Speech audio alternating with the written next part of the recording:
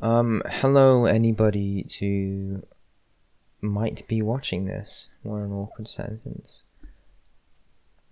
So I've always thought I've had a really crazy set of dreams. I have like so many different worlds and just like different universes and planets and situations and stories and characters and reoccurring things in my dreams, and I've always found it hard to express them. I can remember quite a lot of them, and it's a common occurrence for me to dream and then realize I'm somewhere I've been before in the dream. So I'm like revisiting that place or that world or planet, and it's usually different. It's not the same dream again. It's like I'm revisiting that place as if it's an actual place and things have changed since I was last there. And I could talk for hours about dreams that I've had, but I wanted to take... I've realized that writing my dreams down takes so much focus to write it, and it takes so much longer than speaking, even though it's more concise when looking back over.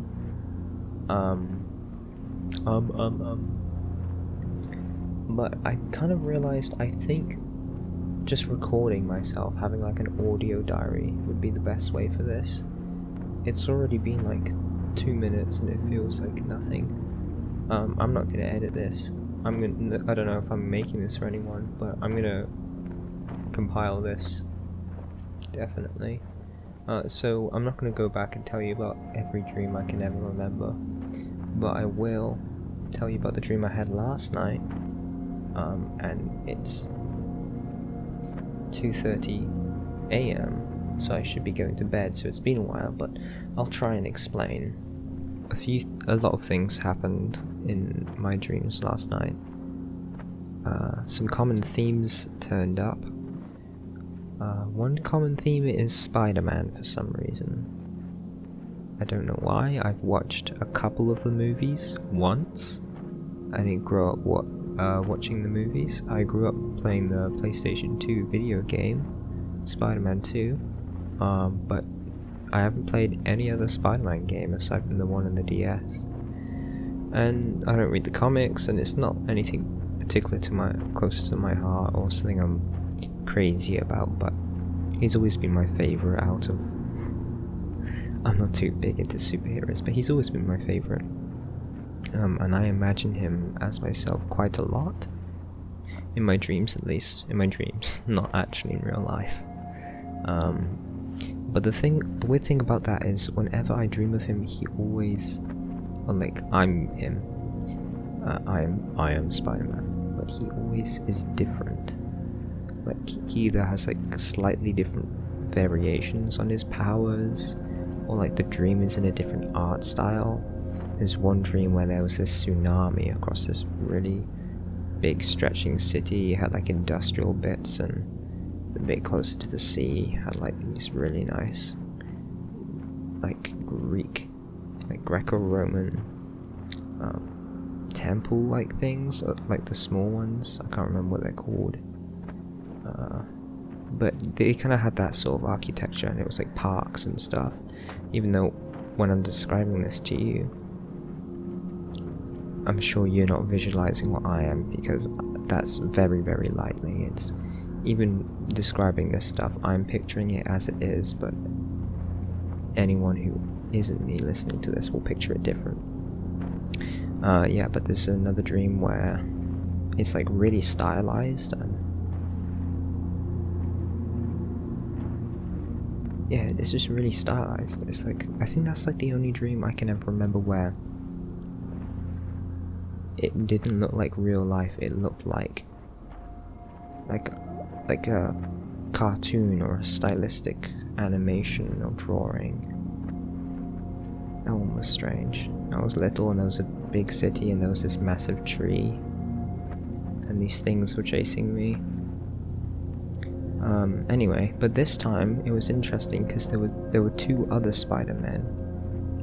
and they were like older, and they were being kept in like this big zoo cage. And like the Spider-Men were like a line, and then one would retire, and then a newer one would pick it up. But there were two older ones, and I released them, and they were helping me with something. Yeah, I can't remember. I have lots of fragments in my dream, but that was one section of my dream last night. So another one, which is a common theme, is I'm in a place where the world, like, it has like this authoritarian thing. If you've ever played Half-Life 2, it's a little bit like that, but then not quite like that, but like the Earth still has humans and everything, and human society, you know, it's mostly humans, but the leadership has like been taken control of, and so like the government officials and kind of like brainwashed, and the general population has grew up in this culture where you know, they're set to think a certain way, and there's very strict rules and stuff, like kind of like a dictatorship, but it's like scary because it's like something else. I think this might have been inspired by Anthony Horowitz's The Power of Five series. It's quite a lot like that, and for some reason they always want me, because I'm the protagonist of my own life, and I am almost always in my dreams too. And then another common thing I've been having recently is running. Like, I have this power where I can run like 3 times the speed of anyone else, but I don't really know how to run, and so I'm trying to run away from something or catch up to something. And my running kind of acts like a vehicle. Actually, wow, I've had so many dreams. I just realized I've had so many dreams recently where like I'm trying to be part of traffic, but I'm running. And it's weird. I don't have a driver's license. I've never driven a car. I've cycled. But that's strange. I never realized how much that was occurring, and I just remembered a bunch of dreams where I do that. But anyway, more recently, it's been strange because I can run really fast, but I find it hard to run. Like, I don't know how to balance. Like, it's not natural. It's like if an alien, just like somebody, yeah, like an alien who had never ran before, only walked around, came to Earth, saw people running, was like, whoa, I want to give that a go. But like, he walked at running speed, and then now he's trying to run, and so it's really clumsy. And he's like not going much faster, but then he kind of gets the hold of it for a little bit, gets a little speed boost, and then clumsy down. Anyway, so basically what was happening, and this is a big part of the dream, oh shoot, there's also this thing where like public transport, like buses, I have like this alternative universe of like my back in Wales, my home country. I used to take the public transport between like Llanelli and Carmarthen and stuff like that, and there's a different version of that where they all connect, and it's complicated, and it goes to all of my different schools and alternative versions of all the towns I've been in. And it's like oh man, I've spent so much time. I've revisited that place. The towns look completely different from anything in real life, but I can envision them right now, and they're very different. They're really weird looking. But they look like they could be real, but they're just not their towns at all. Yeah, anyway. And so I was kind of in that area, and I had been enrolled into this school, which I've been to a few times as well in the last few months in my dreams. And it has like this big spiral staircase going up, and it has these tiny rooms, and I dream a lot about schools as well. And they always have, each school, I can think of like 2 or 3 schools, and they always have really weird designs. I really would love to visualize this, but I'm not that good at drawing, and writing is even worse than speaking with me, but I'm doing my best. There's a lot to explain, especially for my first entry. And so, I was enrolled in this school, but I enrolled in a different school as well. That was like an automatic thing. I didn't actually actively enroll in it, but they thought I was there, and the teachers kept sending me stuff like, "Wow, you're late. We haven't seen you. You're behind. You have to catch up to page 300 on your thing." And I was being taught by like, these rebel people who were kind of against the government and stuff, which was this authoritarian alien invasion thing that had taken hold of the human culture and stuff, and had made strict rules and stuff. But you didn't see those aliens. It was enforced into all of the authorities, from like teachers to the town mayors and council and stuff, but they all took orders from and were indoctrinated into the rule set, the laws, and the demands and morals of those absolutely not humanitarian rulers who were either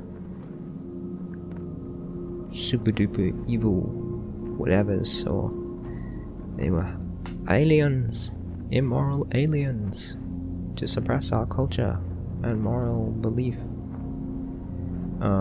Yeah. And yeah, so I was going to school to this like rebel one away from that, and eventually I had to go onto the property. I think we're trying to sneak in to get something, like a plan to overtake them. There was quite a few sections where I was being like chased by people. Oh man, that happens a lot. And I'm always like revisiting areas of my life, but they're always entirely different. Like, I recognize like there's this camp I go to in France, and there's like one little area in my dream version where it's kind of the same, but then the rest of it is completely different. There's like fields of warehouses, and there's this little crammed staff area that leads into this street that kind of looks like somewhere in South England or something. Yeah, anyway, so I had to go into the school property, and then the teacher was there like, "Oh, finally, you come here in person. What nerve. You have to catch up to page 999, by the way. You're very late and behind." And then she's like, you have this class now. Go to it right now." And obviously I don't, because I'm like, I don't go to this school. She was like, why are you not in uniform? Yeah, and I was like, well, I don't go to the school, but if she thinks I'm here to actually go to the school, and that's good for me, because then people will be like, they'll tell me off, but they'll be like, "Where were you?" But they won't be like, "Hey, you shouldn't be here." Yeah, so I went in and I got the thing, and then there was this bunch of, I think they were all girls, but they were mostly quite burly. No, I remember there being like a big football thing, which happens now and again in my dreams, like football matches.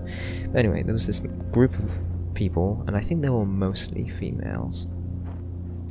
And then they were like, I think they were like informed by like an authority to catch me, because I was like, "That's the guy we need." And they're like, "Oh, that's the Freddy, that's the guy, that student, that's the guy we need." So I guess, looking back on it, somebody saw me in the hallways, and one of the teachers like informed, like, "Oh, that student which hadn't turned up and did turn up now, that's Freddy, catch him." And so these girls were told to catch me, and they were very ravenous. They were like informed. It's like, grab me, beat me up, pin me down, call the authorities, and they can catch me and whatever, do whatever, put me in a cage. And they were rough, and they you know, so they started chasing me, and I was like, oh, I gotta run, haha. Good thing I have this superpower where I can run super fast, and as fast as a car. But I couldn't quite run properly, and then they could also run, and there was this burly girl who could run pretty fast too, and she was catching up to me. And I don't think she had like a superpower, but she was like almost superhuman with her speed, but she was really, really fast. And I could have gone much faster, but I still didn't really know how to run properly, so she was just keeping up, and I was trying my best, and there was like some really funky things, like I was trying to apply my body mechanics in the dream, and there was like this weird thing where if I leaned back I kind of went faster, and I had like this strange thing where if my head was tilted in the right way, it balanced my body properly and I could go forwards, and I could feel my weight applying on the road. I think I had shoes on, I don't think I was barefoot. But anyway, I was running, and I kept on running, and then I kind of, sometimes I managed to apply my feet correctly, and then I'd go really fast, and this is reminding me of a lot of dreams right now. But then I'd kind of fumble and they'd catch up to me. But anyway, I managed to break away from them, and I kind of got this burst of, not quite speed, but yes, speed, because I applied my footwork right. And then I managed to get into this cinema, which had a game running, and it was this new game, and I think this is probably like related to Cyberpunk / Spider-Man. You can tell games take a big part of my life. It was like this new crazy technology game, because this kind of seemed to be in the future too, because it had a lot of things that were old, like, you know, some stuff hasn't changed much in the last 20 years, like the just general infrastructure and stuff, but there was also things like stuff was more technologically sound, like the schools had better technology and stuff, and video games had too. And I think I was actually playing in a city which I had another dream about being in, which was kind of pseudo, what's it called, it's meta or something. Now I was doing this thing and I was traveling around the city, and I was trying to, I had to like finish this section because it was partly played through, but I had to finish the section, and I might be recording it or something, but I had to finish the section quickly before the girls caught up to me, because otherwise they would get me, and if they arrived I would have to keep playing, like I couldn't stop and then run away. I had to finish this before they arrived. And then I had this feeling that they were super close, and so I started rushing really, really fast, trying to get through this section of this game. And then I felt like they should be here by now. They should be here by now. But I kept going for like another 5 minutes or something, and then I turned around in my cinema seat, and they were all looking at the screen like enthralled by it, and then they all looked at me, and they were like friendly, and so looking back I wasn't too sure why. I thought they kind of, I don't know, they thought it was cool, but maybe it was like the, I don't know, like expression, also entertainment or media was banned by this authoritarian government, and like it wasn't allowed, like mediums that had creative outlet would carry the capability to deliver a message against them, so maybe it was banned or something. So maybe that's like why they were enamored with this game, because they're like, whoa, it's like another world. And I guess that relinquished the effects or the grip of the authoritarian regime on them, so they were like on my side now. And then this transferred to like kind of, it wasn't in the game, but it was more like a future, it was like so this is already kind of set near future, but the game was like the future from that future, and we were kind of more in like this technological thing, and then it kind of changed the scene, and then these girls were like my crew members, and these majority girls. I don't remember there being any boys, but I didn't look at everyone, but they were like my crewmates, and I was like the captain and stuff. And we were in like this crazy ship that had like these big legs and stuff. Well, actually no, that's what it looked like later on, but it started off as like this bus that was like made out of metal, and it could like go underwater, and if you drove it into the water it would be like a submarine, or like it just keep going across the seabed, and so it wasn't an issue. And we're like racing this other guy. It wasn't like mine was golden and then his was a dark purple, you know. And like we're racing to get to this place. So this setting, it had like parts of the dream would just come up with like this crazy microscopic stuff where it would be like zoomed in, and I'd be looking really close to stuff and falling through like atoms and things, like the gaps between the molecules, between like the atoms of the molecules, right? Yeah, like molecule structure. So this was like more sciencey, and you know, but it was felt real. But then we were like driven. There was a lot of other political things going on, but I don't quite remember. Oh man, I have so many political dreams too. Even though I'm really not into politics at all, I don't know anything about it. But I had another dream, which was like, whatever. It was like inspired by Call of Duty and Beyond Two Souls put into one. And I've only ever played one COD game, and I've never played Beyond Two Souls. But anyway, we were like driven into this really deep gully of water or something, and I was like, oh, it's fine. And it wasn't scary having the bus go into the water like it would usually be, because I was fully confident. I was like, haha. And then we kind of went down in, and that's when it kind of transformed into like this. I guess the ship kind of was the same shape as a flea, or maybe like these tubes coming out the bottom, but then its nose had like the nose had like this long tube, and it was broken. And then the other ship, like the dark purple one which we were racing, kind of broke on the other side in the exact same way, and the tubes were like in the water, and I was like, oh no, if those tubes are going to float up because they're filled with air, and then they're going to face upwards, and then they're going to let all the water through, and it will flood our ship.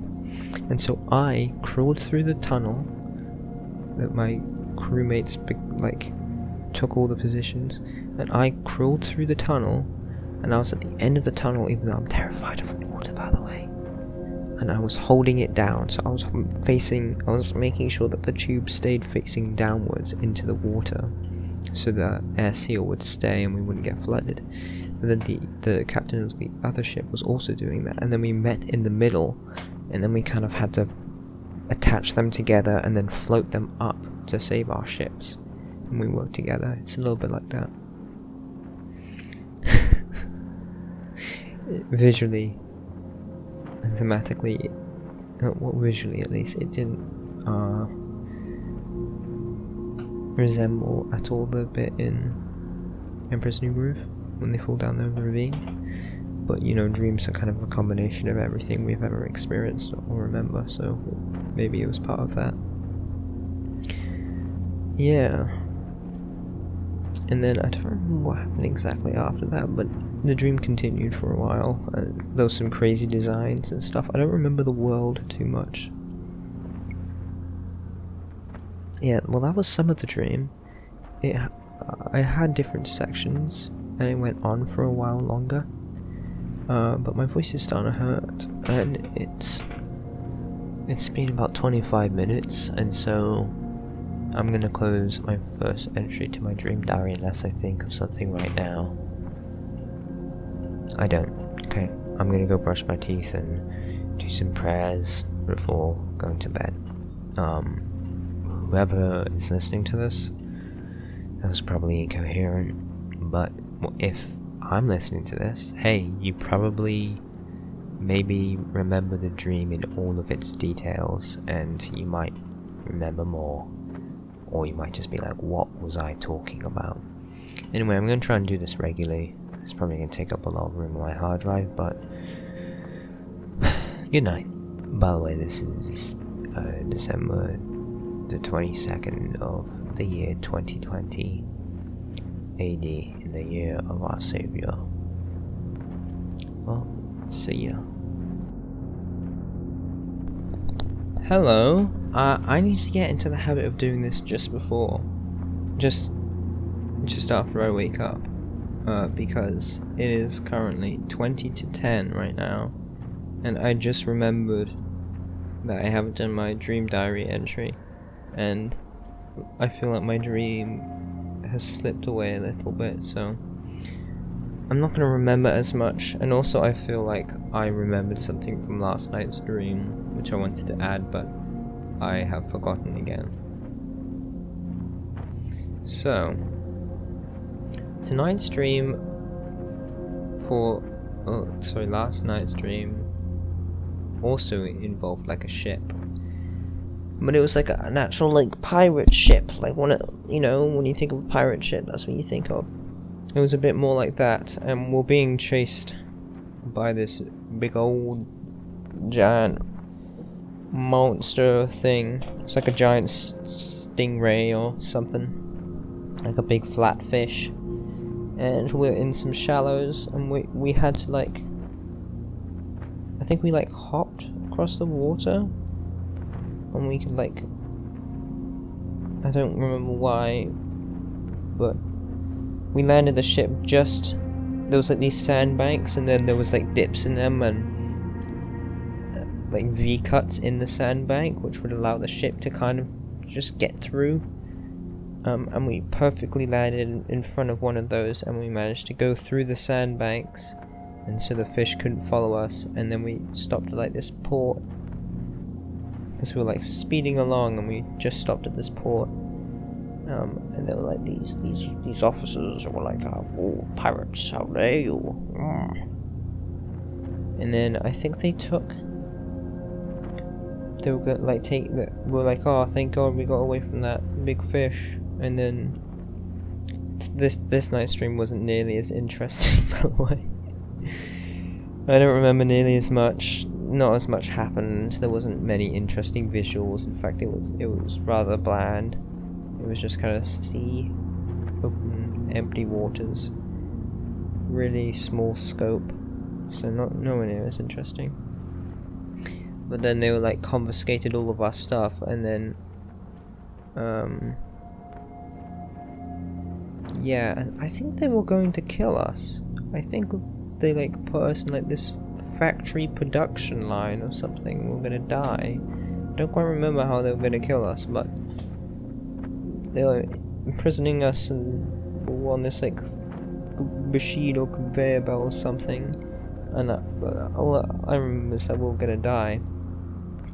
And I think we managed to all escape. I think there was like maybe 6 of us. I don't remember who the crew was. I think they were just like nobody in particular. It seemed rather unique though. But it wasn't like, oh, my crew was David Attenborough, Danny DeVito, and Jacksepticeye. It was just random. It was just people, you know. Yeah. Oh, actually, I think I had like a family like connection to them though. I don't think they were my actual family members. I think a few of them might have been like not contorted, but like alternative versions. I think my sister might have been there, but she was like an alternative version. But I had like these crewmates who were like family to me, but I don't really remember them much. I just remember that connection. Yeah, and then we went to our ship, and then I can remember some of the objects, but I remember in the dream, I can remember recognizing and remembering within the dream all of these objects had a lot of importance to me, and like the ship had like different rooms in it. It was a little bit open plan in a way, and we were running through it. It was kind of like a house underneath, but still the ship aesthetic and such and materials. There were like these long carpets. Yeah.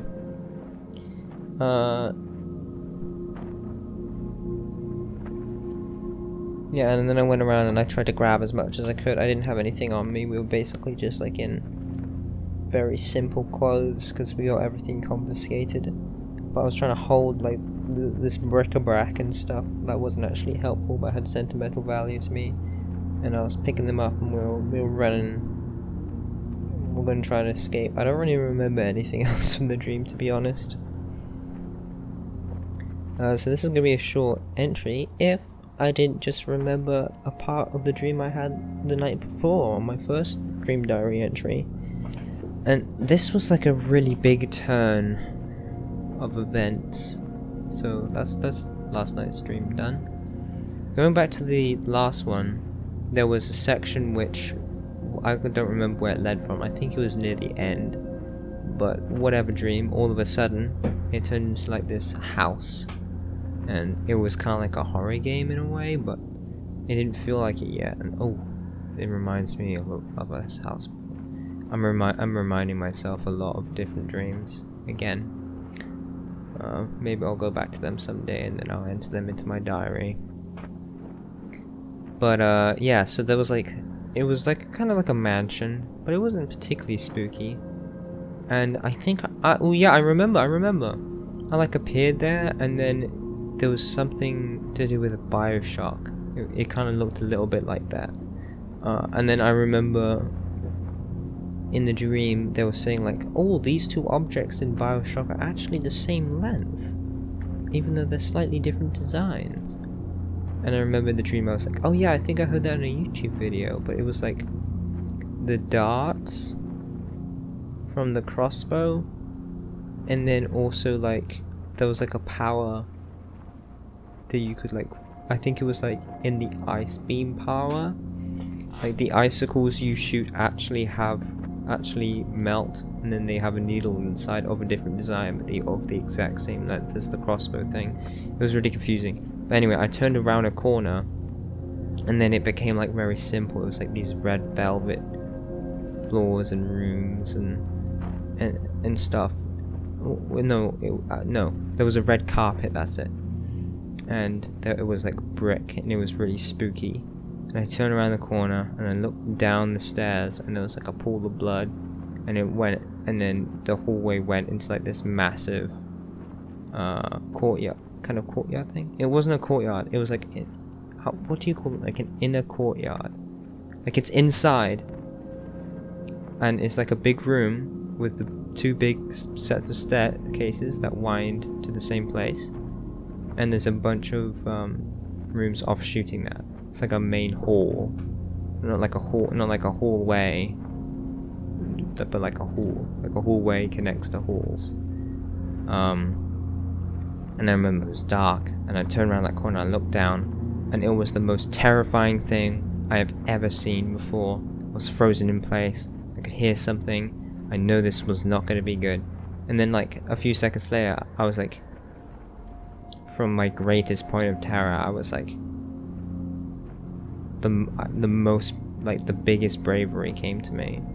From, like the most terror to like the most bravery I've ever pulled for myself, and I was like, I'm just gonna go right through it. And so I ran into the room and looked around, and there was still this little bit of terror in the back of my head, but I was like, no, I'm gonna go right through this. And then I ran through the hall all the way to the other end and into the next room, and I was looking around, and I think I was trying to find a friend who had run ahead in this place. Maybe that's where the courage came from, because I wanted to find my friend. When I was looking around, I wasn't too scared. I kind of got this feeling in the back of my mind of something about that happened, as if I wasn't being brave right now, but I kept on and I looked and nothing really happened. And I'm reminded of that waterfall dream with the little arena with a fight where you turn into animals and there's different moves and there's a forest and there's like these random. And anyway, that's something else. That's something else. Yes, that was a little bit I remembered from the first night's dream, Diary Entry 1. And Diary Entry 2, this last night's dream wasn't that interesting. It wasn't interesting visually, like I said before. And not too much happened, or at least I don't remember. So I'm going to close it off there as a much shorter entry.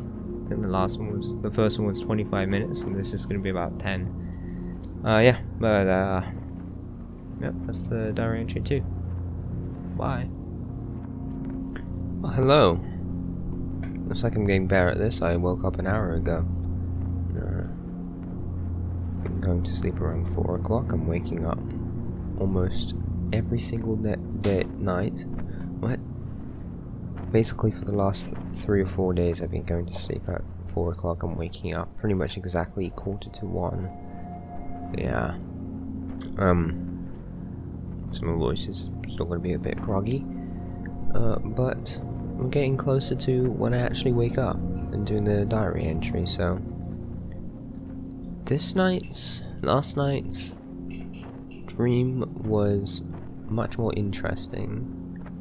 I think the funny thing about dreams is that, you know, we're told that it's for our body to like go through the day and our minds like sort through memories and stuff and like categorize stuff you had during the day, right?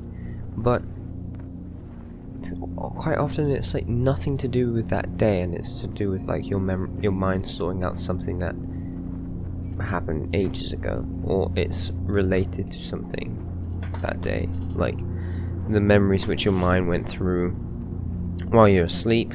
Categorizing it that day reminds you of something much earlier on in your life. And this one, it started out and I was watching like this is a bit embarrassing. I was watching my favorite anime, the only anime I really watch, Bleach. And I was watching it and it was pretty epic, it was pretty cool. And there was this fight going on with this big old dude, and there was a bunch of powers and whatnot, and then eventually I went into it, and then I became like the main guy, but it wasn't the same as Bleach. It changed. Like the situation was the same, but I went in it and things changed, and then there was like the supporting cast again. Well, I don't quite remember them. I feel like they were still inspired by like friends and family maybe, but I was the strongest, I think. Because of course I have to be the strongest. Yeah, and then basically we went up against this guy who was like super duper strong, and none of us could beat him, and I think I got hit pretty bad and stuff. And I got healed, but then everyone else was kind of pretty scared of him, and not many other people could really stand up to him, and we weren't beating him at all. Anyway, the night came, and then we stopped, and then we went back to like this little Canadian like collection of houses. It was kind of like a mixture between like a small village and then like there was this big building. It was like there was this fancy like luxurious mansion or large venue, like the platform for it, but it was just, instead of having like this big grand like ski lodge-esque millionaire's house, it had a bunch of little shacks, like nice cabins, not shacks, sorry, along it. Yeah, and we rested in like, there was a little bit which was like a venue area, and we rested in that place, which I think links back to the place in France. It had a similar venue although the dream where it had a similar venue was a different version to it than the one I talked about before, or mentioned before. It was one where it was like in like a savannah, or like a jungle kind of atmosphere, instead of actually somewhere in France, or, you know. Anyway, where was I? Oh yeah, we went to sleep and everything. And there was this like strange little area which we kind of just were at all of a sudden. Happens in dreams. And there was like stone and water and stuff, and we were discussing things, and some people didn't want to continue the fight tomorrow, and I was like very determined. And what happened was, we woke up and it was snowing, and it hasn't snowed here yet, and it's what's the 23rd now, and I keep thinking the 24th is Christmas Day, but it's not Christmas Eve today, that's tomorrow. Ay. Probably got used to the number 24 on the advent calendars. Anyway, so it was unusual, even in the dream. And then there was like this big area, like arena. It was kind of like a dark. It kind of went into a Dark Souls thing. Oh boy. And there's like this big arena, and the guy was there, and he had like this glowing thing. This large, like, glass with like bronze and stuff in it, like this glowing thing, like this dome on his chest. Yeah, and he was in like a white cloak, which is actually very heavenly, brass and white. But I think it was like he was trying to be all godlike and stuff. Nothing can hurt me, but obviously that was just a facade. Even if you're really strong, there's only one God, because guess what? I'm a Christian boy. Yeah, but that's kind of the vibe I got from him, like, you know, typical anime stuff, being so arrogant you think you're a deity. Anyway, blech. So I didn't actually go out to fight him straight away. I kind of slept in like I've been doing in real life. My friends went out and they got beat, and they were about to give up, and he was about to win, and then I was like, I go in. Which kind of makes a lot of like anime and like typical heroine stuff. Like when they jump in at the right time, it's not because they just made it on time, it's because they were lazy and they were late to the fight, because they could have used, you know, they could have been more useful if they were there at the start, you know, most of the time. But yeah, then I fought this guy, and I was determined to never give up, because that's something I'd like to do. Never give up, never give up. Yeah. And then I just had to, like, basically I was like dodging all this stuff, and he summoned these two other things that were like kind of like henchmen, but they had the same style as him, but they were different. And I think that sounds like something in Naruto, but I haven't watched that much Naruto. Yeah, but they were like, oh shoot, I don't like talking about my dreams, because then it exposes the things that might have inspired them. And it's always like gaming or anime, even though I don't really watch anime much at all, and I don't really like the medium. I just like Bleach and the Naruto games. Man, yeah, how unoriginal I am. I guess everyone is. That's just a fact we have to face. Dreams are just regurgitating memories and reality. So, I was fighting this boy, and he had like these little things he could summon, like henchmen. And they were also really powerful. And then they were like, but I think it split his power a little bit. Kind of like Voldemort, but not really at all. Yeah. Because, yeah, that just makes Voldemort strong. Anyway.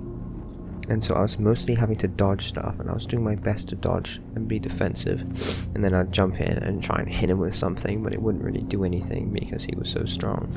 but even though he was so much more stronger than me, we still battled for like 30 minutes, an hour, and you know, I was getting tired, but he seemed to kept just going, and he didn't seem to get annoyed about how pesky I was being to fight, but you know, he did get a little impatient, I think.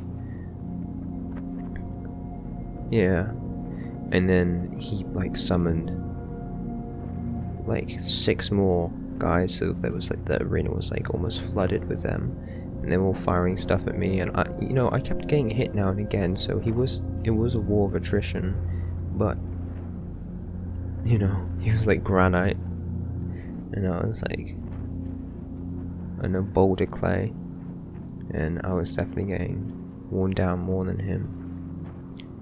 This is a really weird dream to explain. It was really cool visually. It was pretty cool visually, especially with the snow going on. Yeah, it definitely could have been an awesome Dark Souls fight. Oh my god. Oh, wow, look at me. Anyway. Yeah, and then that kind of subsided, and then he brought them all in, and then he had like these golden beams coming out of him. Like these kind of tendrils that kind of shot out of him. And, you know, got me a couple times, but there wasn't any like visual stuff. It's not like I was getting like bruised or cut. It's just when it hit me, it felt like my body went sluggish for a second, and then I kind of had to push out of it, you know? Like if you're jumping and then you get caught, it's like getting caught in something very viscous, and then it kind of takes you like a little bit more time to move through that space when you get hit, rather than be like, ah, that hurt, you know, or like see anything visually like bruising or anything.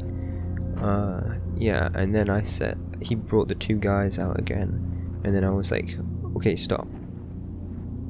I have some questions for you. News, like typical antagonist, like, yes, your last words. I was like, no, I'm not giving up. I can still keep going. I just need a rest, and I just wanted to ask you some questions, because I'm pretty interested in you, actually. And he was like, what? And I was like, well, I won't attack you if you don't attack me, and I'll ask you a few questions. And he was like, oh yeah, sure, okay, go on, ask away. And I don't remember my first question, because I really wanted to ask the second question, which was, did you make it snow? And he said, yes, I made it snow. And I said, why? And he looked at me, he leaned in with his half-human face, and he said,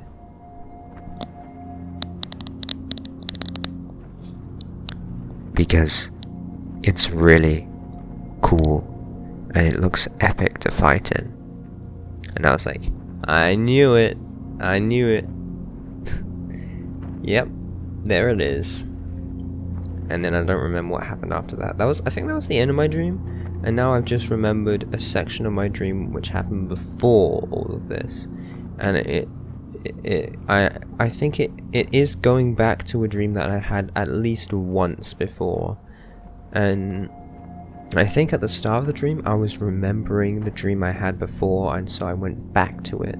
But it feels like I thought of the dream when I was awake. But I'm pretty sure I must have only recorded it when I was asleep, because otherwise I could think of that dream in more detail now. And it's like this scrap shed. So there's like this big shed filled with a bunch of scrap pieces and machinery. Like, it's like a metalworking shop, and it's in amongst these big mountains, and nearby there's like all this thick brush and stuff. And there's these train tracks that cross across each other like a big X shape, and you have to run across because it's really big. These are like really upscale train tracks and trains. And it's like a bridge further on. But there's also like these really gross stone houses near this metal worker shed. where it's just kind of empty, and I don't really know what people do in there, but it smells kind of bad. I think I was there. I think my mum was there, and then somebody else was there who was like working on the metal. And I wasn't too sure what was happening, to be honest, and I don't remember much happening at all. But I was up there in the snowy mountains, and then I had to go somewhere else, so I had to go across the train tracks. But I didn't see anything coming because it's so rare for trains to go through that area. I remembered from my last time I had that dream.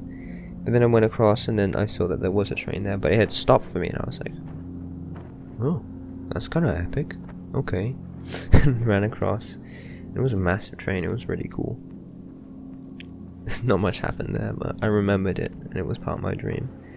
Yeah, so that was it. I know there was mostly a dumb anime fight. It was cool. It was cool to be there, kind of. It was rather emotional.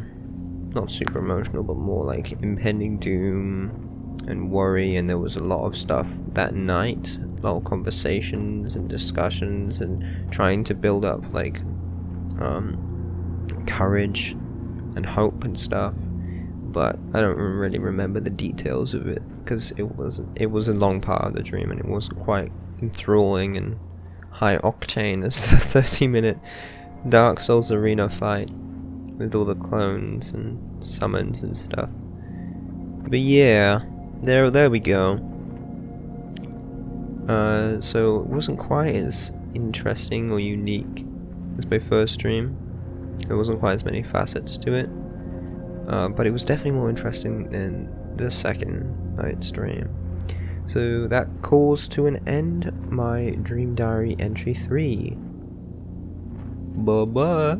Bye-bye.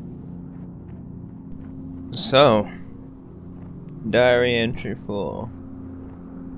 The first thing that I thought of when I woke up this afternoon, because of my lengthy sleeping and my late to go to bedness, wow, was, oh shoot, I can't remember my dream at all. I got nothing for my today's Dream Diary entry. And then after about 15 seconds of thinking, I was like, oh yeah, the mines.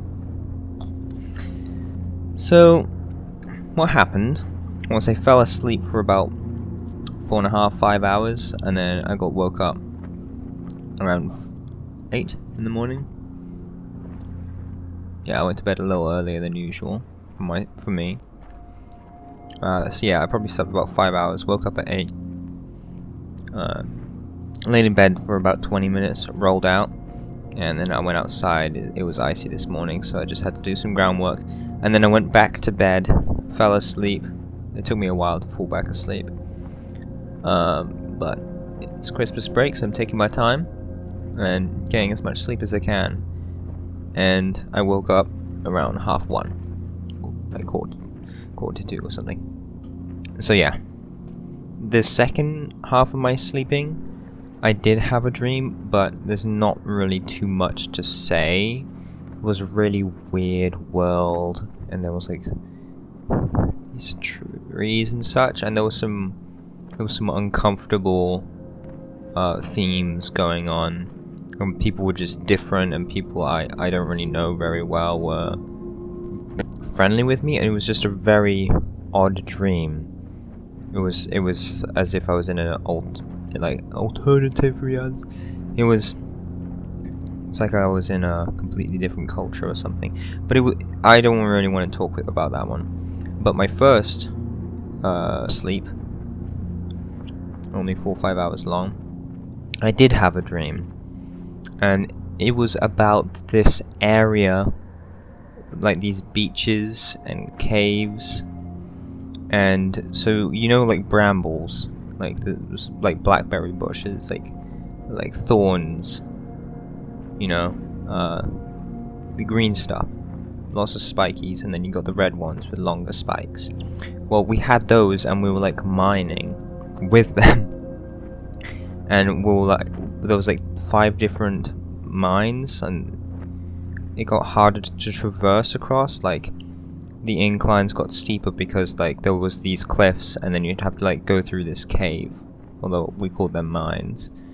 And then you had to like clamber up, and it's like you were climbing, but you had to carry this spiky stick, and then you had to use this spiky stick to mine. So I don't remember it being particularly uncomfortable, but it was weird, and there was a couple times it pricked me, and one time I was running and it kind of snapped a little and like bent backwards and then stabbed it like went between my legs and like between my legs and kind of just stabbed me in my thighs several times, and I was like, ah! But that's what was happening. I had to mine in these caves with a spiky stick. And then I think Draco Malfoy showed up or something, and then we're having like a race. I was showing him how to do it, and then it became a race.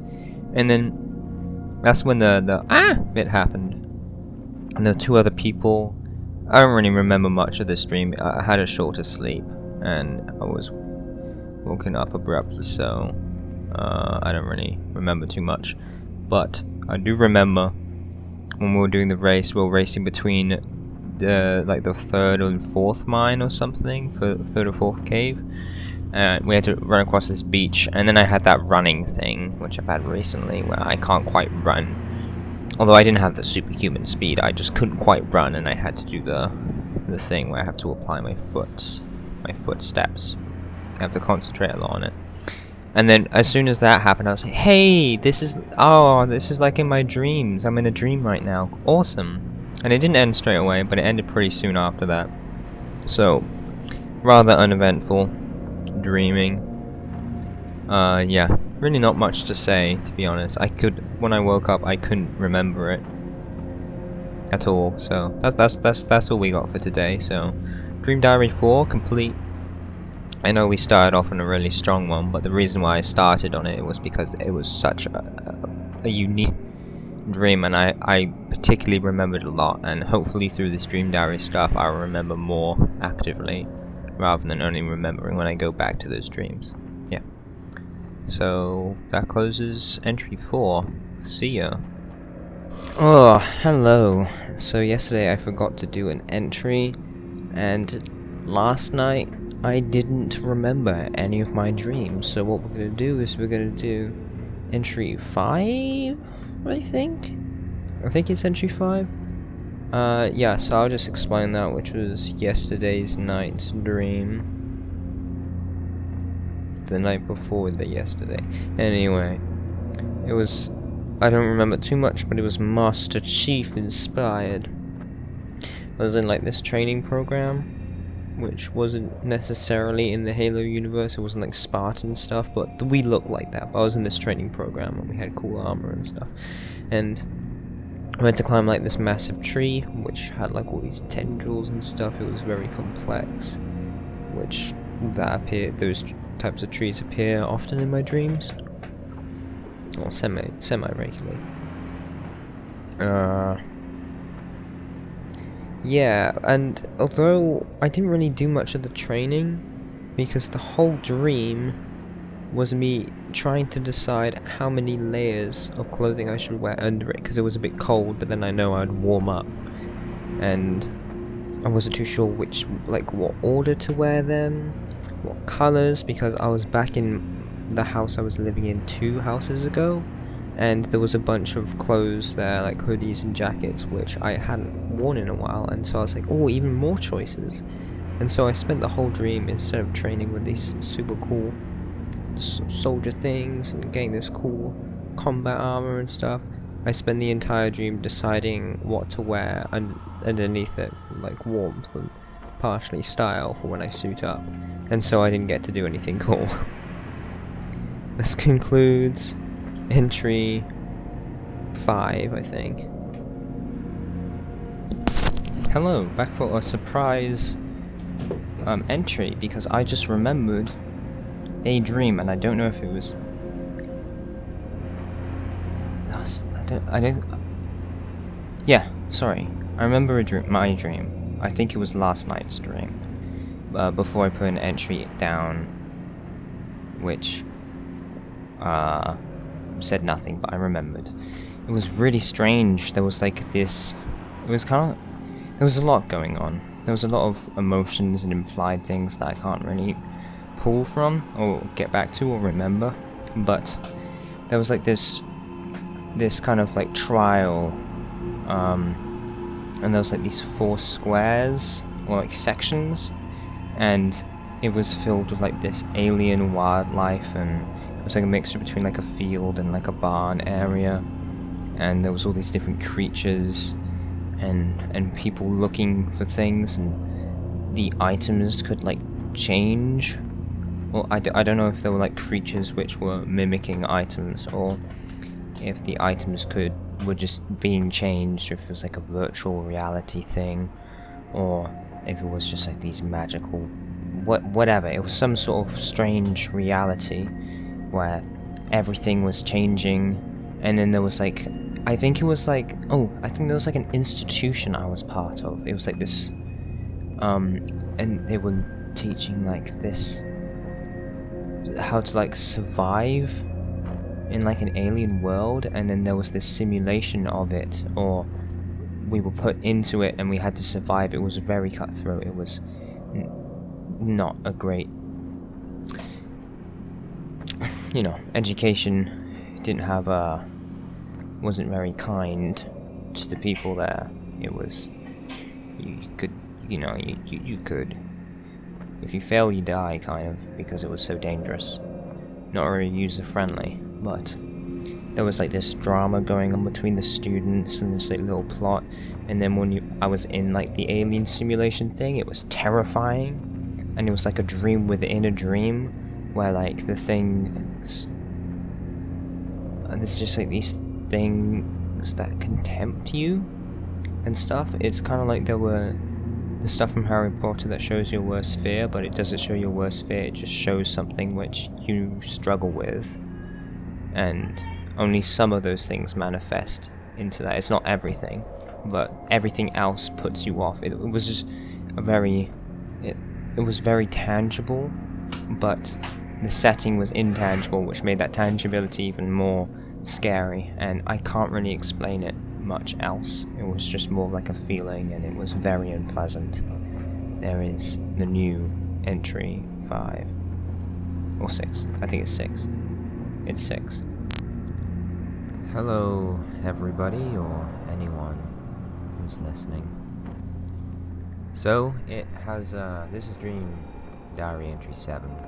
It's been about 6 months since my last entry, and I'm not going to talk about what has changed in my life since then, but I will tell you why I didn't post, or I didn't record anything for 6 months for this, any entries.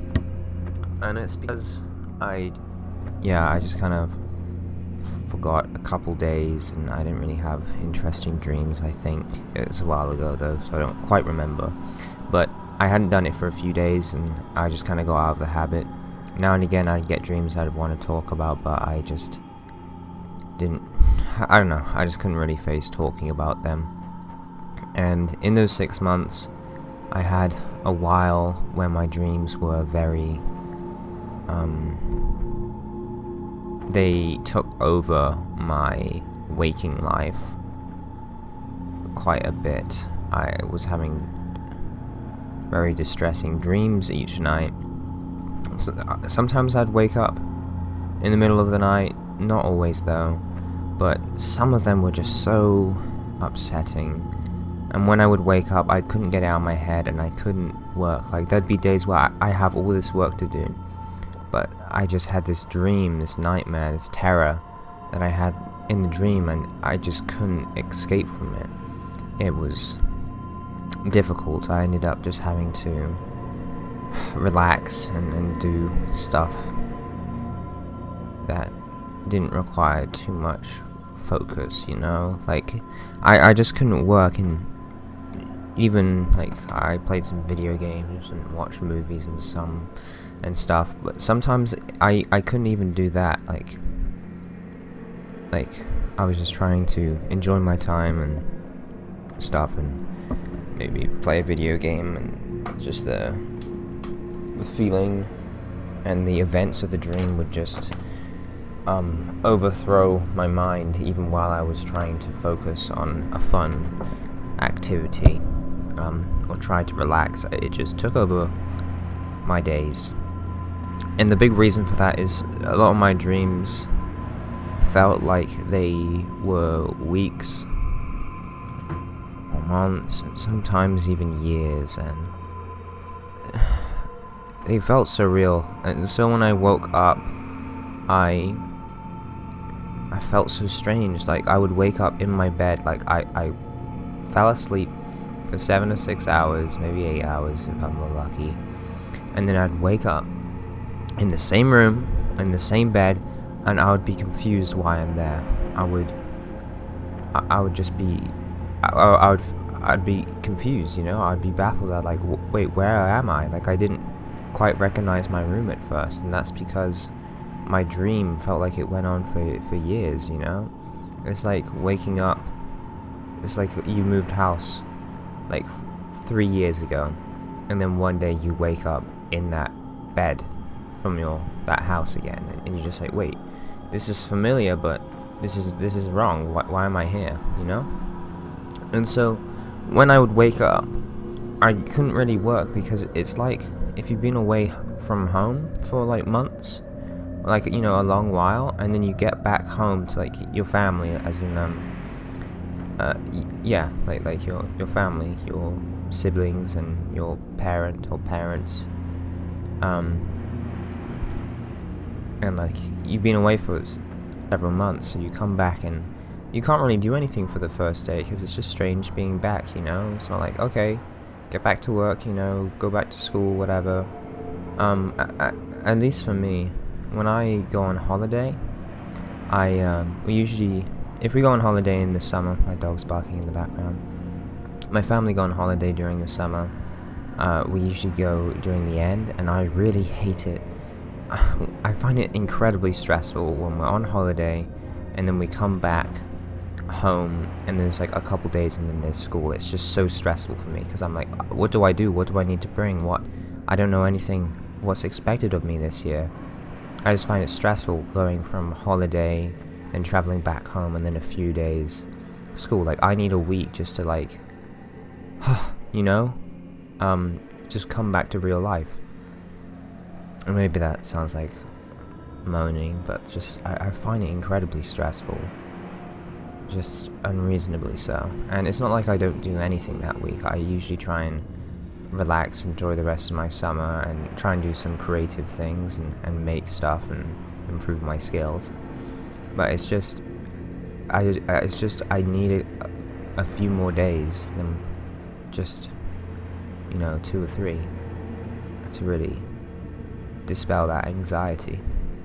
Okay, well, yeah, so I had a bad relationship with my dreams, and they kind of went for a little bit, and they came back, and I had some prayer, and really kind of spoke with God for a while, and they went away, which was really cool. And I was away from home for a few months, and I've come back, and I've been working on several things, and that's not important to the dream diary really, but it's I'm back, and I would like to talk about 2 dreams. So this entry, I'm going to talk about a dream I had 2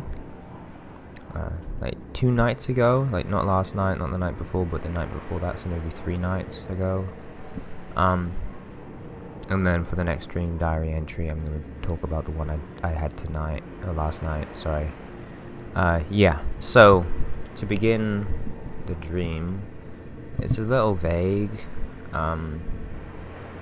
There was like some, I mostly remember the later part of the dream, but it did go on for quite a bit. There was like some odd floating platforms, and like in this sea of kind of nothingness, as if we're in the air.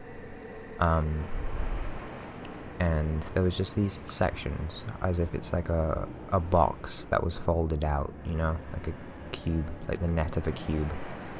And It was quite colorful and different things were happening, and I had like a responsibility to check in on everyone or something like that. I really don't remember this part of the dream very well, but there was something like that going on, and eventually it kept on evolving into different tasks and elements, and people were having like these issues, and I really can't bring out any specifics, but that part of the dream went on for a while. Yeah, it's pretty fuzzy, especially as it's been a few days. But the bit that I remember, and I actually wrote, I tried to do a rap track on it, because I don't usually express myself that way, and it's a skill I like to get more practice in, because I've only done it a couple times. But it was about... Okay, so eventually this kind of floating net thing, it kind of kept expanding as the dream went on into something larger, and eventually there was like this city. It was like kind of broken or ruined, as if a war had broken out, or battle had kind of came through and then passed, and it was quiet now. Yeah, at some point there were these sergeants, like army people. They weren't like soldiers, they were more like sergeants. I don't really know how to describe it. But there was like this big marching unit of them, and they found a ragtag group, which I was part of, the people I was like attending to and stuff. And then they all kind of corralled us and took charge of us and made us march to go somewhere. And as I'm saying this, I'm getting this really weird memory of there being like a strange game that I played amongst the other people, where kind of my viewpoint went into this box. I'm thinking of like a card game, but I don't remember there actually being cards. I'm not too sure. Like this web or vent or something, like a ventilation shaft. I just remember suddenly going into that space for a little bit. But anyway, we're being marched along, and it didn't seem too great. It seemed like, you know, they weren't evil or anything, but it just seemed like it wasn't a good thing that we were being collected by these sergeants.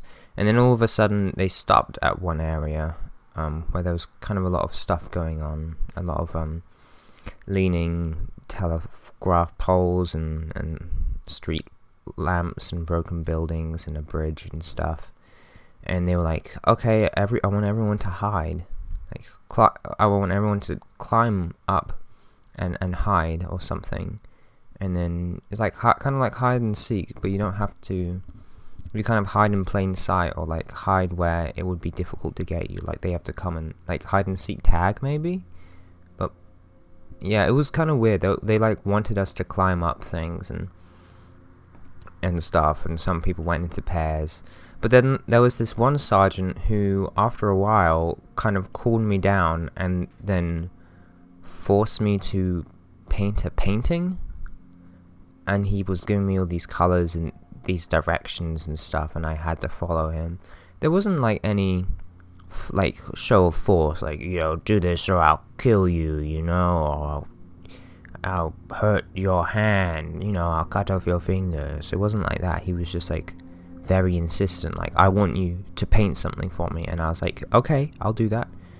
And he was giving me not super specific instructions, but he's like, use these colors and this and stuff. And, you know, maybe I could pull this as an analogy for a healthy creative limit, because I made a short film recently about restricting myself too much, so it's impossible for me to make great things, or having no restriction and just kind of being lost and not being able to really work in a specific mindset. But this sergeant was really keeping me within this healthy creative mindset, or creative restrictions. Like, he wouldn't let me do yeah, he gave me like medium level general directions, but he never gave me anything super specific. And I remember having to like paint this model or this person, and they had a strange color skin, and the painting was all colorful.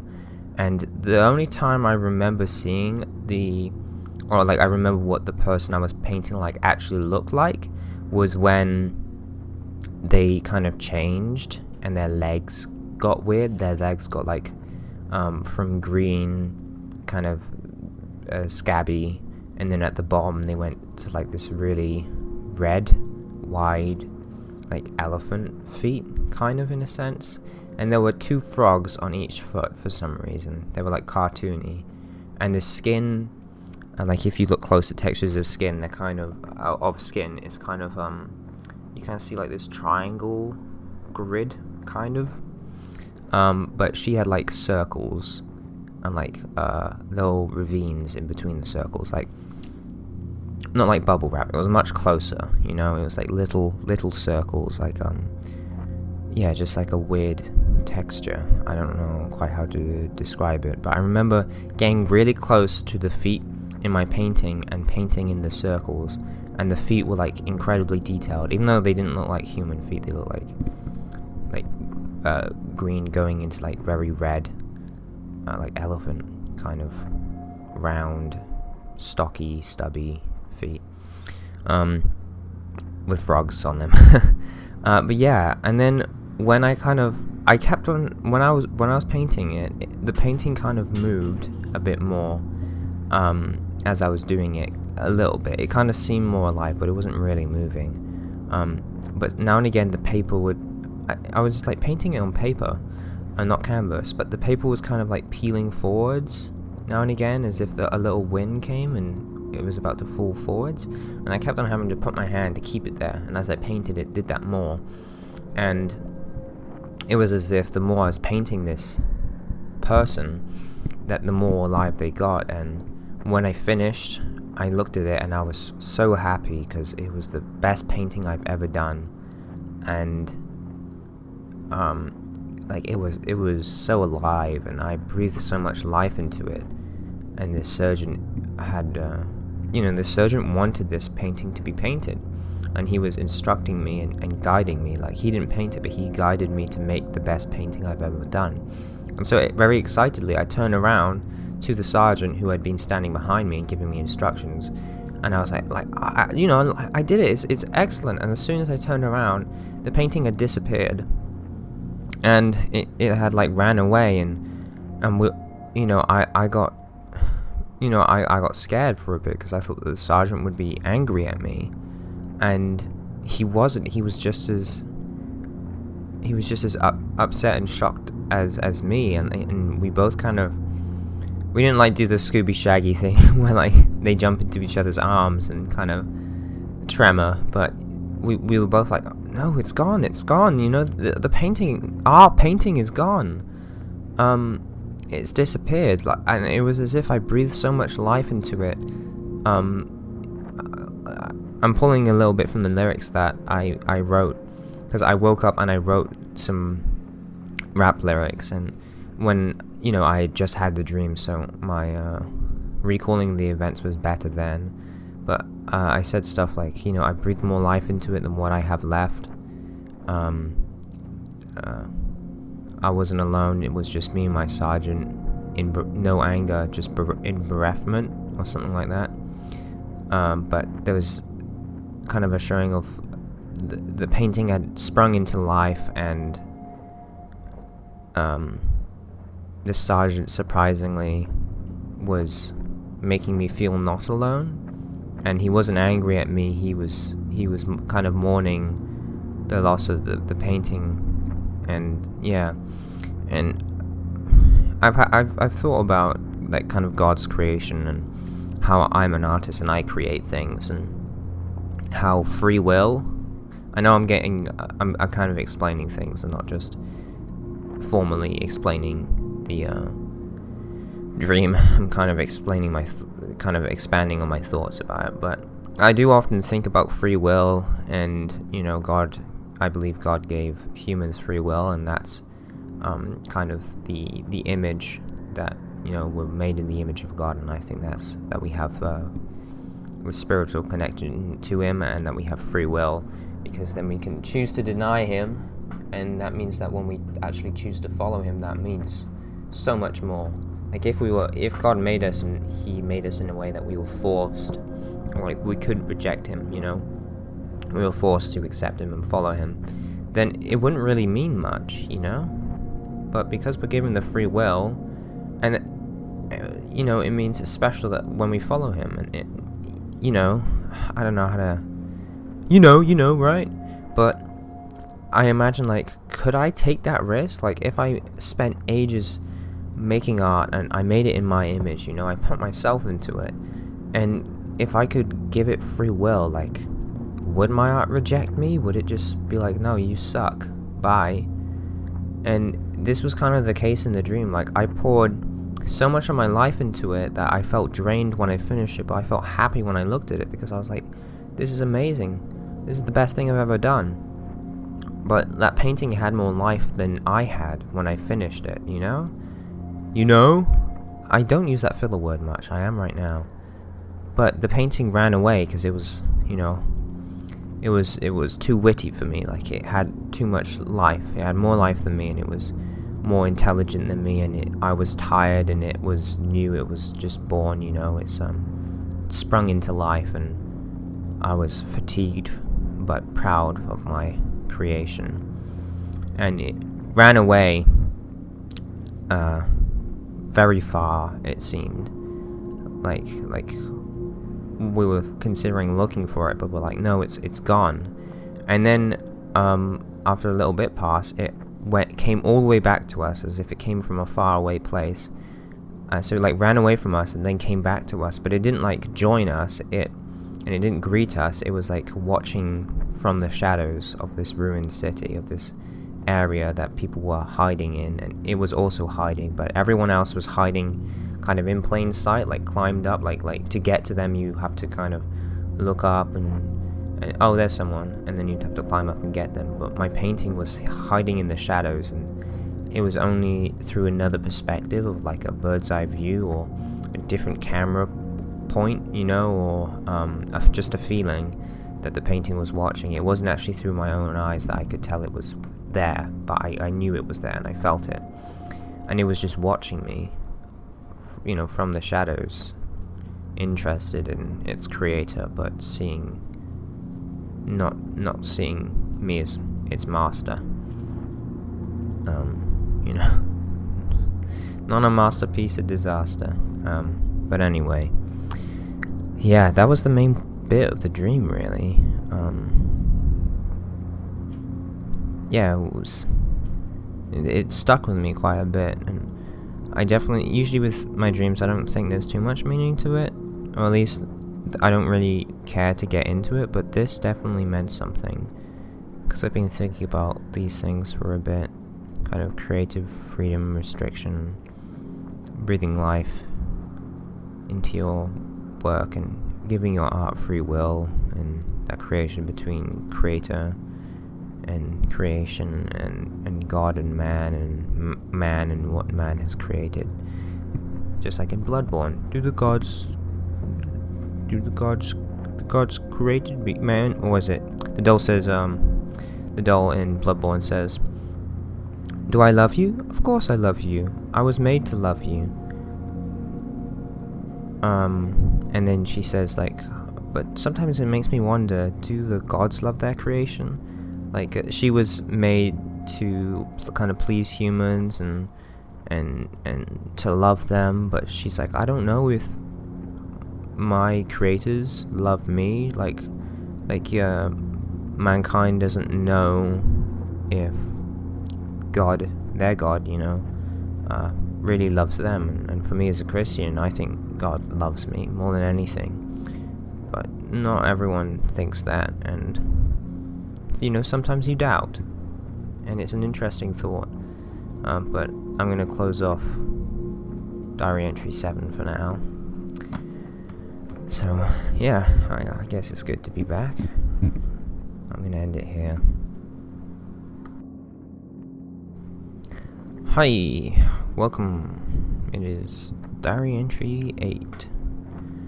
So, continuing from the last point, last entry, I'm gonna talk about the dream I had last night now. If you want to know, it's the 6th of November, 2021. Said that quite quietly. It's the 6th of November, 2021. Yeah, last night's stream was pretty crazy, and it's made me want to come back and do my dream diary. Man, a lot happened. Felt very real in some ways.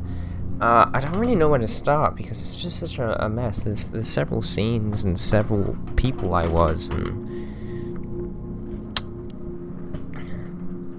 I think I only really super became aware of my dream and started recalling and trying to remember things. Like in the last third, maybe. Yes, so I kind of have very vague memories at the start where I think I was in a house, but like it's so vague, I can't even tell you if I was in a house. But I think I was in a building. I think. Like it's very vague. But for the bit, I'm gonna just pick up where I start remembering a lot more. There was this I think it was like this hub. I don't know if aliens were there or if it was just a lot of strange people. There was like this hub that more people from different places are gathering than usual. And there was like this race, like race cars, you know, like a rally. And yeah, sorry, I just got confused. I just remembered a YouTube video that kind of looked a little bit like it, but no, that wasn't part of my dream. Quite different though. Yeah, so there's like this rally thing, and there was a bunch of the like drivers and stuff, and they were, I don't really think they were racing. I think they were doing like practice races and stuff. But I was there with my little brother, my younger brother, and he seemed quite a bit excited to be there. And there was like a big circular, there's like a bunch of shops around the track. The track wasn't completely circular or oval, it was a bit wiggly. But there was all these shops around, and we were kind of visiting and looking in all these strange merchandise. Nothing too crazy though. And kind of when a car passed, we'd watch it and stuff. And it had like this old west boardwalk in front of the stores, you know? Shops. Yeah. I don't really remember too much more about that scene. But I remember leaving it, and it was kind of risky to leave that area, because it was kind of in this collusion, kind of this, like I said, a lot of people were gathered there, and it was kind of in this meeting point between several lands.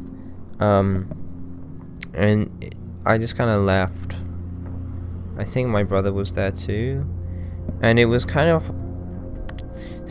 it kind of looked a little bit like the Shire, a little, and then sometimes it reminded me of a Canadian forest, so I'm not too sure. But yeah, it's really hard to describe because it's unique, but I'm just kind of pulling out things that I think could have inspired it in my brain. Yeah, and I kept on going down this path, which was a little familiar or similar to something maybe in real life, and I went into these woods, and these woods at some points looked like the Canadian woods, but then only in a couple instances. For the most part, it looked like this really crazy, colorful, like Star Wars dreamlike place. Yeah, it was kind of like Canadian wood, but everything was larger and spread out, and even more so. and everything was colorful. There was a lot of pinks and purples and kind of sickly yellows, I think. And there was just like magical, crazy wildlife all there all of a sudden, and it was a little scary, I guess. But we were traveling through this place, and it like turned into like rock and this river, and not much a canyon, but like these rock outcrops and stuff. And then at one point, I was like Shaggy, and Scooby, and there's like this objective thing as if I was in a game, and I had to like get across this area, and one way to do it was there's like these weird Daphne, Velma, Fred kind of standing way off, but they were like enemies, hostiles and stuff. So Shaggy was like charging up this bow shot. It was weird. It was very gamey, and it was about to like I had to like shoot from a far distance. And it was like, yes, I can do. I don't really want to hit them, but I can make the shot. I'm very good. And he missed like 2 times, and they didn't really care. I don't think they really had much features, the other characters, but I got them, and I don't really know what it did. There was a really weird bit. It was just, for some reason, I was just Shaggy for a little bit, shooting an arrow, bow and arrow. Yeah, that bit was weird. Yeah, I'm just gonna move on. There was a dragon at one bit, I'm pretty sure. And a really big guy, and then a small guy, and I got... Yeah, we were like trying to run away. I was this different character. But then the big guy and the big guy was like a dome. He was like a dome almost, like a rocky dome. And then there was a smaller orange character. He was like kind of like cat dog, but very different. But it was like the color of cat dog. That cartoon. And then I think another one kind of came in, but it was like all of a sudden they're like my family. We'll find this dragon thing, and they were both down or something, and I helped them up. And then like the dome one was like my mom, and she's like, "Oh, no one gets left behind, even if it looks like we won't survive. By helping you, I'll help you. I'm not leaving here with. I'm not leaving anyone behind. We will all make it out, or we will stay." And then I got knocked down, and so she tried to help me up, and I was like, "No, just like get out of the way, and then come back and help me. Like, otherwise you're gonna get knocked down too, because the dragon was still there." And I think she did that and helped me up, and we got away. But then I was myself again, and I was just with my brother, because we started walking ahead back in those like purple, crazy, magical woods. And then it was like, it kind of became like this maze or whatever. Like you turn around a corner, and like you're back in the same spot, aside from it's slightly different. It was kind of a bit like that. But it wasn't too crazy. Like you can have crazy, infinite, moving, changing, always altering mazes in dreams are terrifying, but it wasn't too bad. It was kind of a very weak version of that. And when somebody like shouted, like you could hear them, they're like, "Oh, somebody's over in that direction, in that cave." And my mum was in a cave, and she came out, she's like, "Oh, hi." And then we got split up again. I was with my brother, but we made it out of the woods, and we're walking along that kind of Shire pathway, the one I mentioned before, kind of Shire. Very nice green fields with gravel pathway, yellow gravel. And then we got to this bit where we were going up a hill, and there was like these cliffs, and it was like this massive drop of a cliff, like enormous, as if we're on top of a small mountain, and then all of a sudden it was cut, like the mountain was going normally, and then, which is like a massive hill inland, but then there was a cliff that dropped all the way to sea level, pretty much. And there was this canyon, and we couldn't see them, but I could hear them and imagine them. There were like people dancing and like doing this I don't know if it was a ritual, but they were just having fun doing this thing, dancing on the beach or something, doing something. And they were just around the headland, so I couldn't quite see them.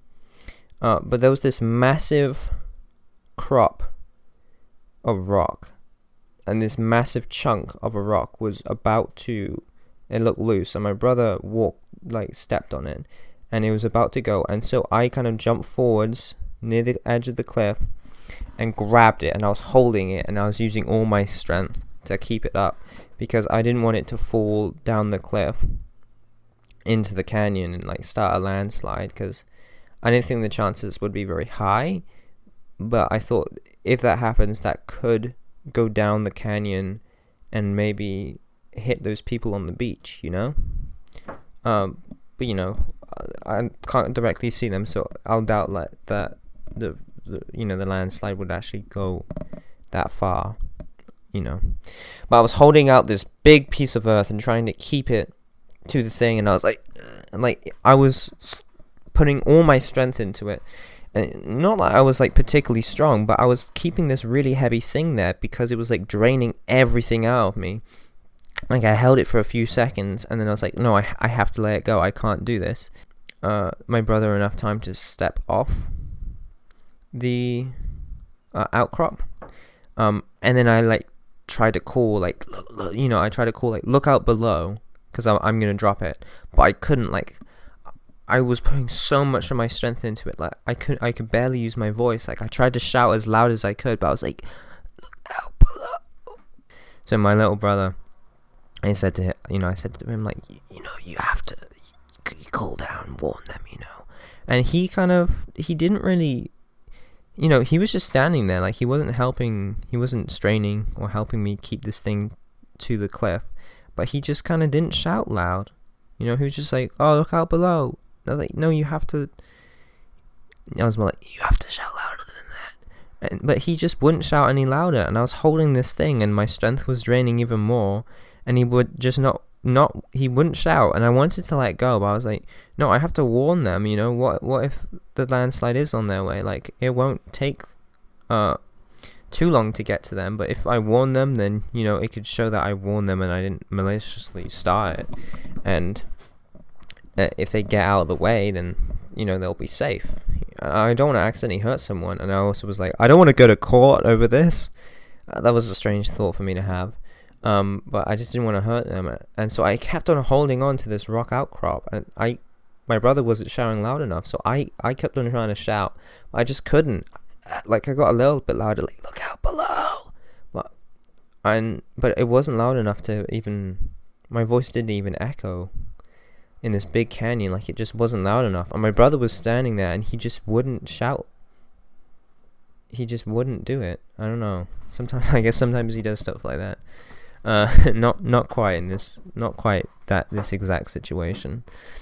But eventually I just couldn't I just decided to let go, and I just managed to kind of not go with it. Just kind of, I was on the very edge of the new line of the cliff, because that ground that I was holding on I let go. So yeah, and then I think he carried me back to like that race car track place. But that was kind of the end, I believe. It was a really weird dream. It felt strange. It felt like I was there for a couple days. No, maybe not a couple days, but you know, like an all-day affair, pretty much. So I woke up and I was a little confused, which I don't usually get confused over such a short dream. Yeah,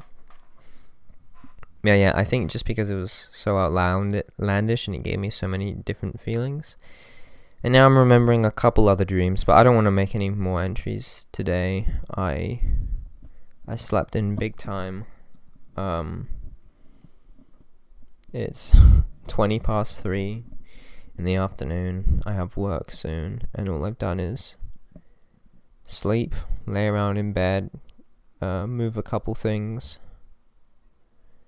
Had lunch twice. I didn't have breakfast. I guess I had breakfast. My first lunch was breakfast, and then I had a smaller lunch afterwards, and then I did the stream diary entry, and I was supposed to work today, so what can you say? Yeah, a few things are going on, but this is a dream diary, so I'm gonna end it here. So this is entry 8. Over and out. Goodbye. Hello, this is dream diary entry 9. I woke up a little bit ago. Yeah, the clocks go back an hour. So I thought I slept into the afternoon again, but I didn't. I like how last time I was doing the dream diary, I was having trouble with sleeping into the afternoon, and haven't really had that trouble since. And now I've started again. I got that trouble. I don't think it's connected. I think it's just happenstance. One thing I'd like to add about last entry, about like the magical forest and the racetrack and the cliff and whatever, is a one time when we're like I was in that forest kind of fighting off these giant insect things. I think I did something unreasonably aggressive, and part of my moral code is if I do have a unreasonable physical aggression or something, I have to shave off my eyebrows. Yeah, so if I regularly kind of break that moral of mine, then I just kind of walk around with with no eyebrows on, and I've done that once since I started that kind of moral code. Yeah, and then in the dream I was like, oh shoot, I'm gonna have to shave off my eyebrows because of that. I think I did like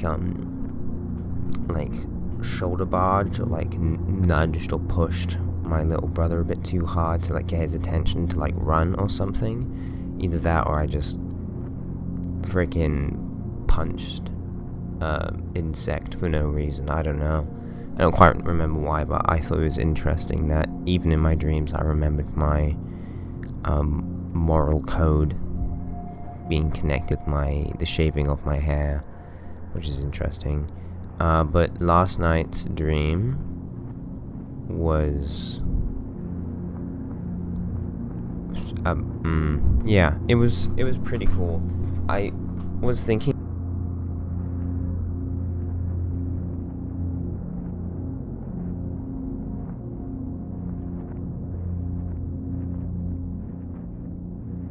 hello? I accidentally unplugged the mic, sorry. Last night's stream felt more real than usual. There's a lot of noise going on in the background. Yeah, so the point which I remember most, and the stream feels like it's connected a little bit. Yeah, but I remember there being like a little fair, like a county fair, you know, that sort of thing. And it was all centered around this big cathedral that I remember learning about in art history, but it's not a real thing. I must have either dreamed a different dream, a different night, learning about that cathedral as like part of a art history dream, or in that dream I just recalled an instance where I learned about it, but that never actually happened. So I don't know if it's connecting to another dream, or if I just made the memory of another dream in that dream. Quite often I do connect to old dreams, but this time I wasn't sure if I was just making it up in the dream, like I was dreaming that I had a dream, or if it really was a dream that I've had. I don't quite remember it. It's getting a bit confusing. I'm trying to explain that, so I'm just going to move on. Yeah, so there was this big cathedral, and around it was a bunch of like stalls and stuff. Yeah, and there was a couple relatively famous people visiting to kind of promote the event. I don't know why there was a particular event around this cathedral. This cathedral was like 500, 600 years old. Maybe not that old. Maybe 400. But yeah, it was kind of late medieval, Renaissance, early Renaissance period, I think. Yeah. I should be able to more particularly point to what period exactly of stylistic architecture, because I do take art history, but I can't. It was a dream. I don't quite exactly remember the features very well. But yeah, looked late medieval, somewhat. Yeah, and so I was just kind of going around the stalls. Don't remember too much, but when I got to the front of the cathedral, I didn't have any particular desire to go in. I was with my family. Specifically, I remember my mom being around, and there was like chalk on the porch of the cathedral, kind of. The door wasn't too big, but it was saying that it opened between 2 a.m.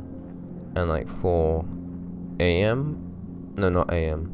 Sorry, 2 p.m. to 4 p.m. I think it was p.m. Or I think it said a.m., but I read it and was like, no, that must mean p.m. 2 hours. It's not going to be open until 2 a.m. That's silly. Yeah, so it was just afternoon, so it was going to open it was a little bit after afternoon. So it was about opening in like an hour, half an hour, so people were lining up to look in.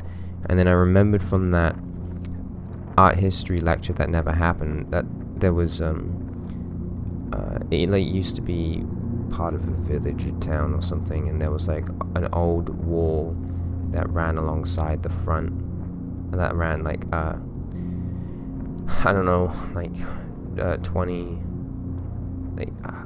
like 12 meters in front of the cathedral. There was like a wall that went alongside, parallel to the front, and then it kind of diagonally went away from it. And then there was like this old gate, and I was like, I want to go see that old gate, like a stone gate. And I kept on mentioning that there was a gate. I said gate a lot as we were walking there, and like a modern suburban neighborhood had been built up around there, and so it was hard. There was a few like alleyways to get through some of the houses, because I thought maybe the gate's on like the other side of these houses, but the pathways kind of went through their gardens, and so I didn't know which pathway I was allowed to go through. Like, I wanted to get to the other side of this row of houses, but I didn't want to invade anyone's property, and especially because these people live right next to a big tourist attraction, this cathedral. I'm sure a lot of the residents there got bothered quite frequently, so I didn't want to like walk into. It's kind of like my house, because we live next to a church, and so quite often people just walk into our back garden thinking it's just allowed. So maybe I got it from there, because people just walk through our back garden as if it's not our private property, just because we live next to the church. I don't know. So maybe I just had some empathy for those people living next to this cathedral in that way. And so one woman was like hanging up her washing, and she was about to go inside, and I asked like, oh, excuse me, do you know how we can get through? And she just ignored me and just walked in, kind of like gave me a little bit of a grumpy stare, and I was like, well, that's fair enough. I'm sure she gets bothered a lot by people wanting to know directions. She's just trying to live in her house. So I never got to see the gate, and then I went back to the area, and guess who I saw? My mum was like, oh, Freddy, someone is here that you'd love to see. And I'm like, oh, who is it? And I go up. Oh yeah, there was a couple times where I wanted to go somewhere, and no, okay, so first of all, so right next to the cathedral, I wanted to like take a shortcut to go round the other way to see if I could find the gate. And on the side of there was like a lot of tents everywhere with these stalls, but on the right hand side of the cathedral there was like this opening with this bank, and there was some stalls, but there was just like this clear patch. And so I was going to walk through there, but then I saw like at the front of the tent right next to that opening, there was like a man sitting on like a stool or something, and people were throwing stuff at him, or like he was sitting there waiting for like this thing where like, oh, give me $1 and you can throw a water balloon at me, you know, that kind of thing.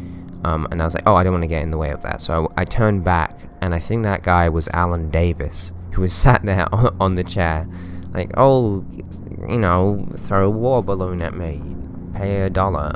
And I think all these stalls were actually like fundraising for repairs for the cathedral or something like that. I don't know if it was repairs, but it was to go towards the cathedral and maintaining it. And that's why there were some famous people there to kind of advertise the event and stuff. And Alan Davis, I guess, was there because, you know, he's famous, and, you know, maybe you want to pay $1 to just throw a water balloon at someone who's willing to have a water balloon thrown at them. But to pay $1 to throw a water balloon at Alan Davis, now that's a bargain, you know? I wouldn't want to throw something at Alan Davis, but maybe it'd be cool to, like, have that memory of it. Yeah. I remember when I threw a water balloon at Alan Davis. I don't know if it's... I didn't look at his pricings, but I just saw the back of his head. I was like, oh, I don't want to bother him. And then I turned around, wandered around for a little bit, and then my mum was like, oh, Freddie, you never believe who's here. And I was like, oh, maybe she saw Alan Davis too. And then she's like, oh, come over here. And then nearby, just in the near the front of the cathedral, Alan Davis was leaning against a tent, and he was like, oh, hey, what's up? And I was like, where's Alan Davis? And it's Alan Davis. And he kept on, like, talking about advertising for this event and stuff. I'm like, yeah, I'm already here. And there was a tonality to him that made him sound like, you know, he wasn't, you know, it's like, okay, so first of all, I love Alan Davis. Like, when I was a kid, he was my favorite guy ever. I thought he was hilarious. I used to watch QI a bunch, and there's a very funny family story, well, not really a story, just a little thing, that one time when we went to France when I was like 6 years old, I was very quiet for a while, and then my mum was like, what's wrong, Freddie, what is it? And I was like, I miss Alan Davis. And it was really funny, and I've always really liked Alan a lot. I don't super follow him, but whenever I see him, I'm happy. Yeah, I don't really have too many celebrities like that. I just like him. I just think he's cool, you know? He's like, if my mum had, like, a friend, and I just really liked that friend also, so whenever that friend hung out with my mum, I'd be like, oh yeah, it's cool to see you. You know, it's a bit like that. That's kind of my relationship with Alan Davis. Like, it's always really cool to see him, but I don't like follow his social media and you know, go crazy about him. If I met him in real life, I'd be excited, but like, I wouldn't go crazy, you know. I'd just be like, oh man, it's so good to see you. Like, nice. And that's basically what happened in this dream. Because I just kind of went out. I was like, oh, it's really cool to see you, you know. And he talked for a while, and it was kind of like that thing where, oh yeah, if you meet your idols, you'll find out they're not as good as you think they are. But I don't think he was like really nasty or anything. If he was a bit nasty, he was hiding it well. But I think it was just because he was at this event, and he'd probably been heckled by a lot of fans and stuff. Not heckled, but, you know, he's had a lot of conversations like, oh, you're Alan Davis, oh, that's so cool, can I get a picture and stuff? Can I throw a water balloon at your face for $1? $5? Okay. And he seemed to just be like, yeah, just talking about the event, kind of as if he was talking to like a news team. Like, yeah, come down here. Oh, it's a great event, you know. We're raising money for the maintenance of this historic cathedral. And it's like, yeah, Alan, I'm here. I'm already here, you know. Yeah. And yeah, so it wasn't, you know, it was nice to see him. He's a little tired and and stuff, and probably had a few of these interactions that day. And probably my mum coming up and like, look, Freddie, look, it's Alan Davis, and he's like preparing himself to be like, oh god, is this gonna be like a weird guy who's gonna ask me for like my hair? It's like, oh, can I have some of your hair, Alan? Yeah, I don't know. I think even Alan Davis in the dream probably got a little annoyed at some fan interactions he had. I really don't know what he's like with that. But just in the dream, that's the sense I got from him. Like he was, you know, a little tired of being this kind of popular person that day, because he was kind of the face of the advertisement for this event. So a lot of people came there to kind of see that he was here. Yeah, and so when he finished, I was like, Alan, yeah, thanks for coming down to the event. It's good to see you. And I was like, when I was a kid, I wanted to go, but I know he probably didn't want me to like fanboy over him. But I was like, yeah, just before I go, I just wanted to say that when I was a kid, I really liked you. I didn't tell him about the I Miss Alan Davis stuff, but I said like, oh, I watched QI. I always thought you were really funny. And then I was like, actually, before I said that, I said, do you remember when you went to Port Halbert? Is it Port Halbert? Port Halbert? Port Halbert. I think that's it. Port Halbert in Wales. Because when I was like 12, me and my mum went to Port Halbert because Alan Davis had a show there. Crazy. It's a weird place for Alan Davis to have a show. But we went there and we saw him, and then, so this is real life right now. I'm recounting a real story. Because I mentioned it in the dream, so it's in the dream diary. I'm not just bragging, but we went there, and the thing about it is, you know, Alan is a comedian, and quite a lot of comedians kind of make adult jokes, and so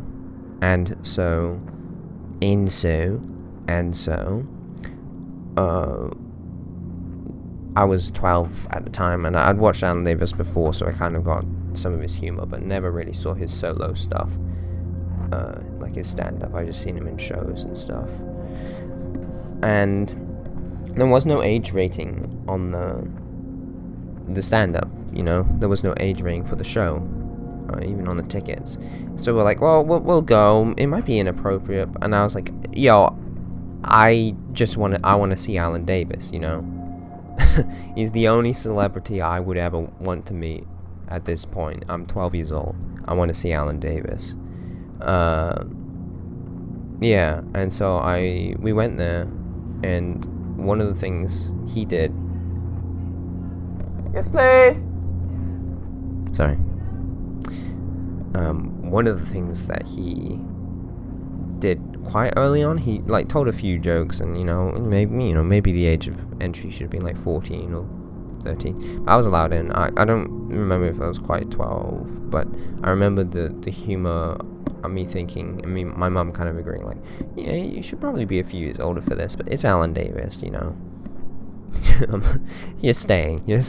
You want to see Alan Davis, so you're going to see him. So he told a few jokes and stuff. I don't quite remember anything particularly, but he was pretty good. And then at one point he was like, okay, who's the youngest person here? You know, who was born 1995 and forwards? And like quite a few people raised their hands, and he was like, oh, not too bad, you know, I'm still in with the youth. It's kind of a joke. And then he's like, is anyone here born after 2000? And I'm born in 2001, so I kind of sheepishly kept my hand up, and my mum whipped her hand up into the sky and pointed at me like, he is. And then Alan Davis asked me a question. He was like, when were you born? And I was like, 2001. And then my mum shouted louder, 2001. And he was like 2001. I found it so funny because he was like, okay, this kid was born after the year 2000, And then I'm like, I was born in 2001. He's like, 2001, that's crazy. That's 1 year later. Yeah, we had like five or 6 seconds more conversation, and then he carried on. Yeah, sorry I had to flex on you about that, but it's a memory I quite like. And I mentioned that memory to Alan in the dream. I was like, do you remember being in Port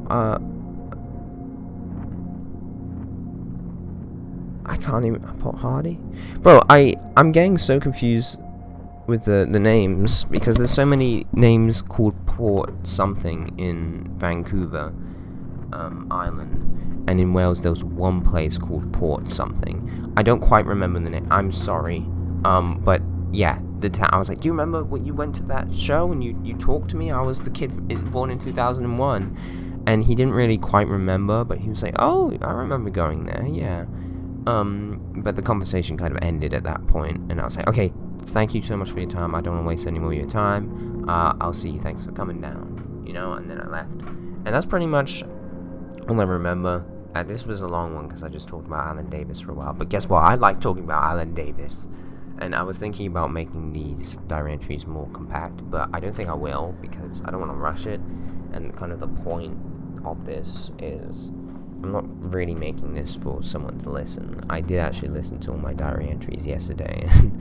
Some of them, you know, I remember most of them, and when I was listening to them, I remembered a lot of other dreams. And another one of them, I was like, what on earth is this? Like, it was the one where I was going to be trained as a spy, and I was like, I don't remember this at all.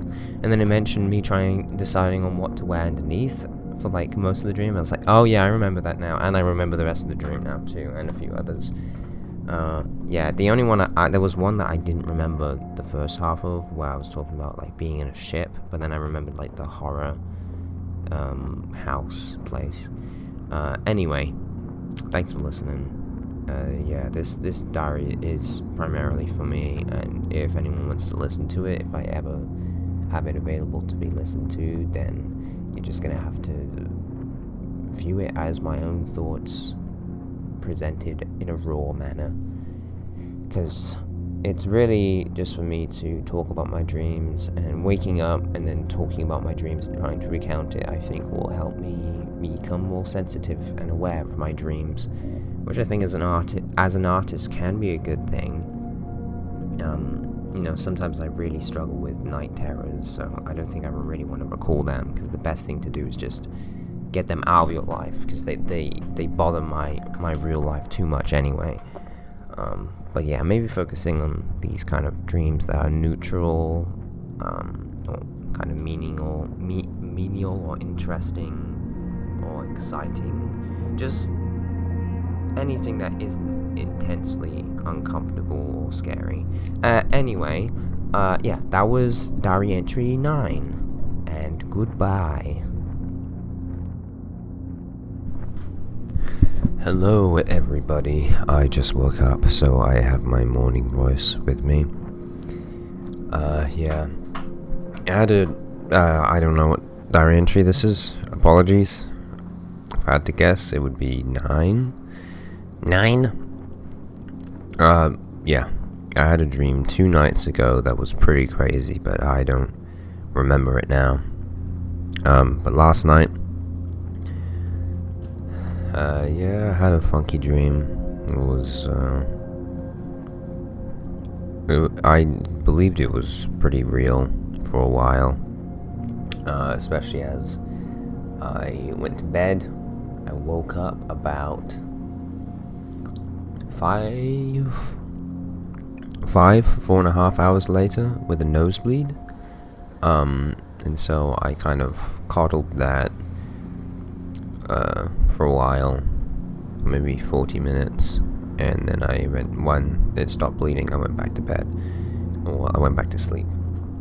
And then I fell asleep for like another 4 hours, so I got a good amount of sleep, but it was split up, and I think that it was split up, and I think that kind of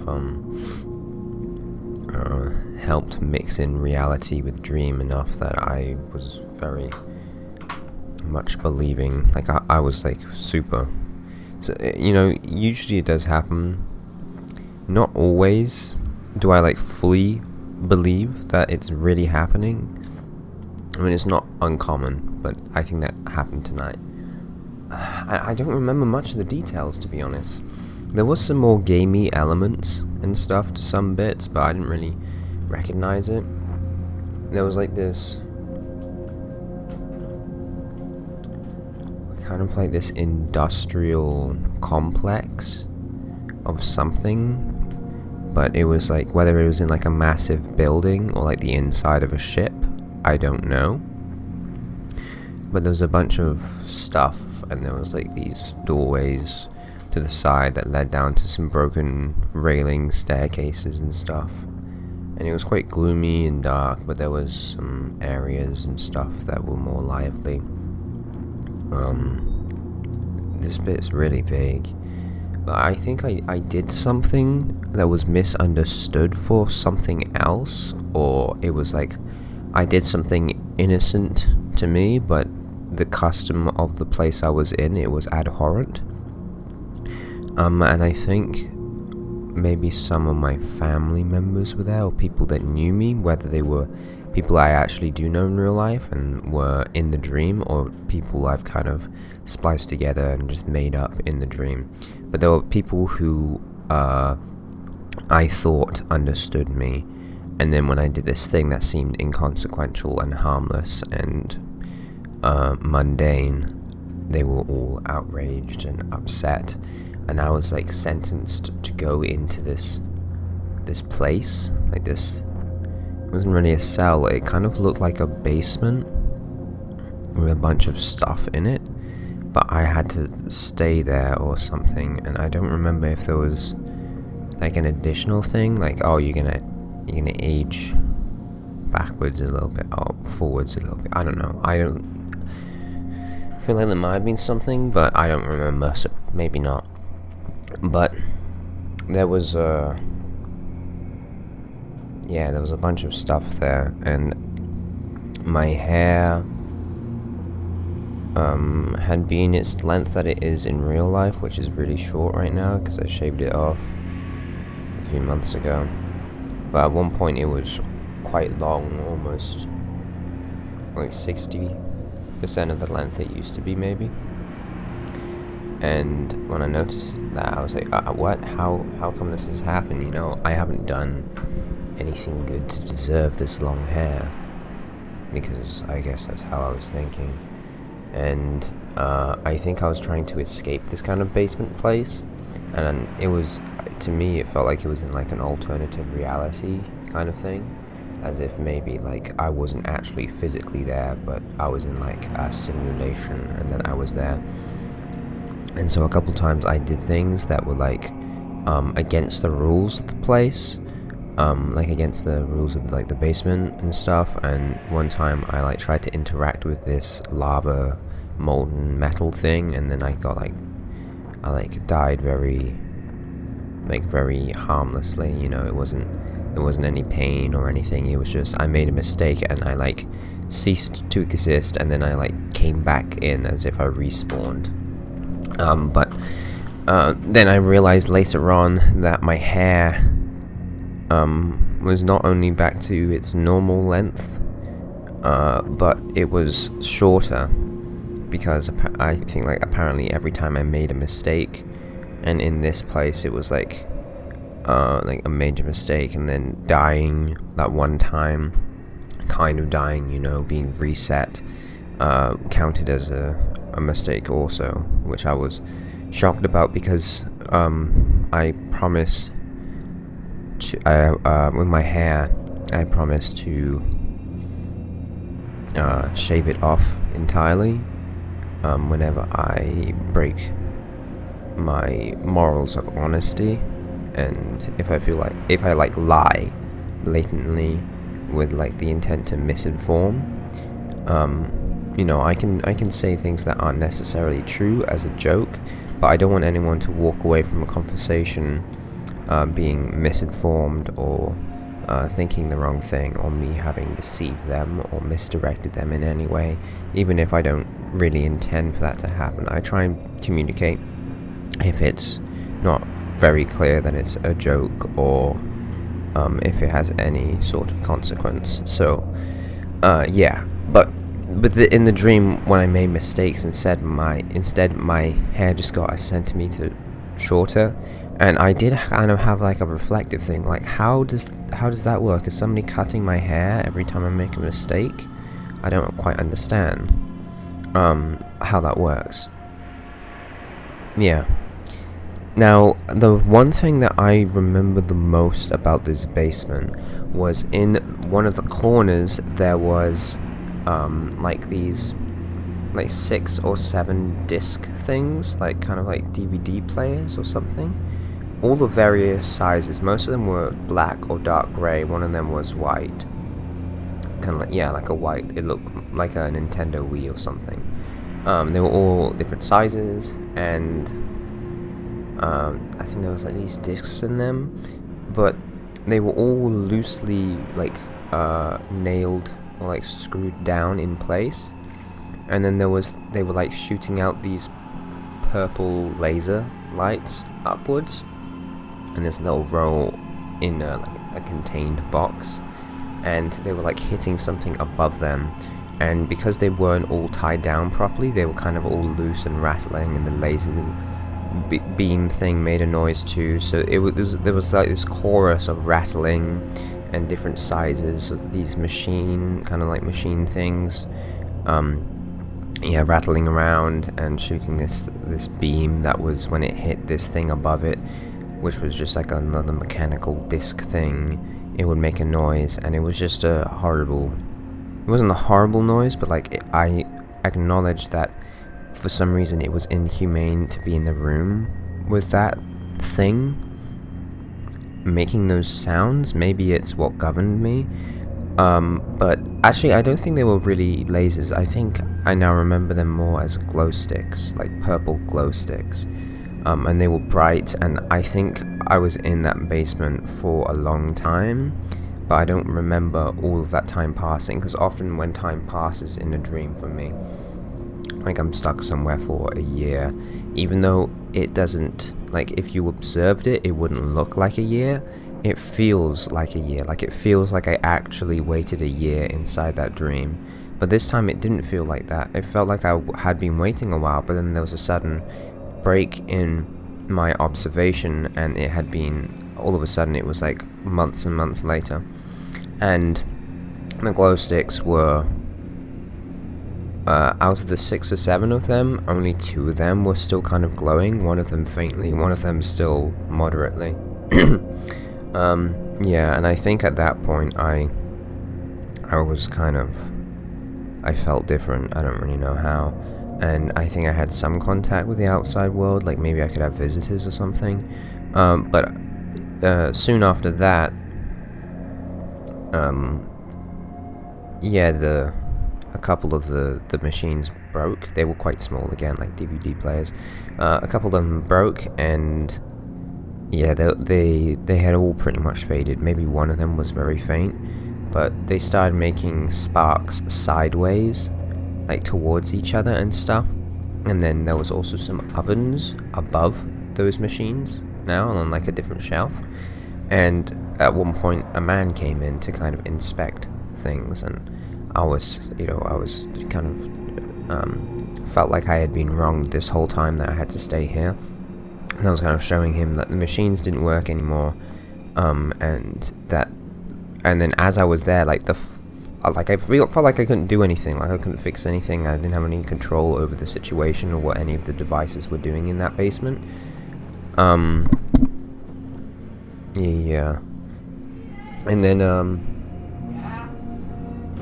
hold on, my family's having lunch right now, so I'll finish this off relatively quickly if I can.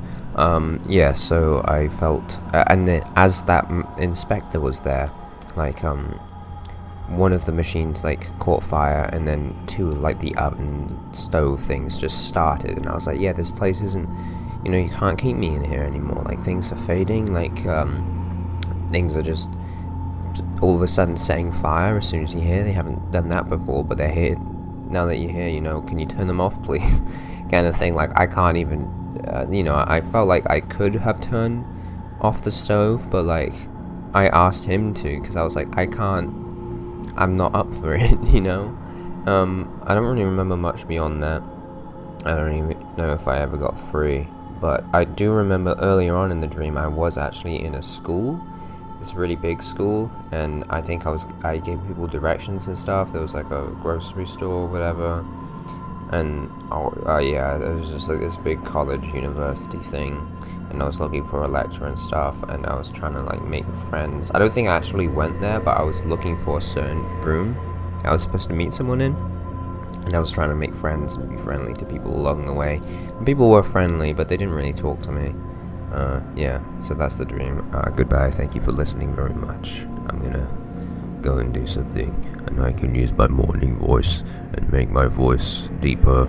I can make my voice as deep as this usually, but it usually isn't as easy, and I could try and go even deeper, but because I have a morning voice, it begins to strain at the very extent of my vocal range, even more so because it is not warmed up by my daily routine of talking. Goodbye, thank you very much, I love you. I do.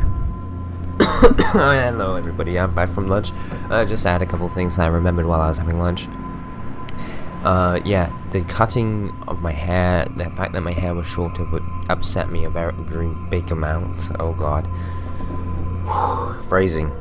And then also at some point in my dream, I dreamt that I was playing Team Fortress 2. I dreamt that I was playing Soldier on Badwater,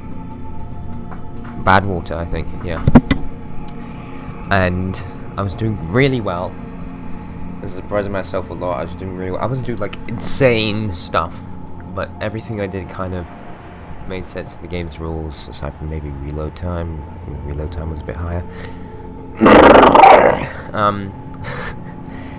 Yeah, I was doing well, and I think so much so that the other team just decided to kind of do a friendly thing at last and push the cart together, and I killed a couple of them and I felt bad. Anyway, yeah, I checked I had this joke with my friend that you read the leaderboard in Team Fortress 2 the other way around. So if we're playing together and I'm doing really bad and he's doing really well, I'll look at the scoreboard and I'm like, hey, I'm like at the top, dude. Come on, keep up with me. And he's like, yeah, sorry, man, sorry. And then he gets like a pentakill, and I die 3 times in a row without getting a kill. I have like 2 assists. Anyway, yeah. When I was doing really well in the dream, I was second to the bottom, and I was like, oh man, I'm not doing well. But you know what? Maybe that, you know, this leaderboard was the other way around in my dream, so maybe I was doing good. Yeah, that's all I have to say. Thank you very much again. Goodbye. This concludes diary entry, whatever diary entry this is. I think it's 9. Thank you very much for listening. Goodbye. Hello, this is, it's been a while again, and I'm away from home, but I'm at a camp called, well, I won't say it, but I'm at a camp right now, and, I just remembered I had a dream a couple of days ago. I might as well record in this little dinky mic, what it was, very quickly. So it involves a bunch of characters that I know personally from this camp, so I don't know how interesting it would be for someone who, yeah, just isn't part of this community. But basically, the apocalypse happened. Not too specific, you know, zombie type apocalypse, but I don't think there was actually zombies, but, you know, supply chain breakage, people going all rogue and survival, independent, aggressive, hostile, and whatever. This camp was still running. I was still working here, and the camp director was still running stuff and everything, and I was working in the kitchen as I do now, and my head cook was there, even though he is planning on leaving, but the apocalypse comes, and so he stays for a while. and the food gets worse and worse because of the supply chain. But we keep having guests, and we keep making meals and stuff, and it just gets worse. And every meal time, the director says, "Oh, this is my favorite," and it's like bruised kale and boiled eggs or something. This is my favorite meal.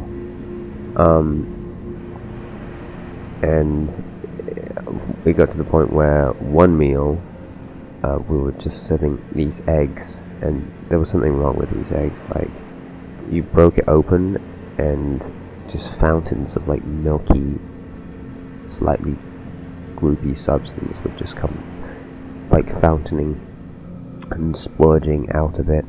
And the head cook was like, "We can't serve these," and the director was like, "But look at all the milky goodness in those eggs. Mmm, delicious.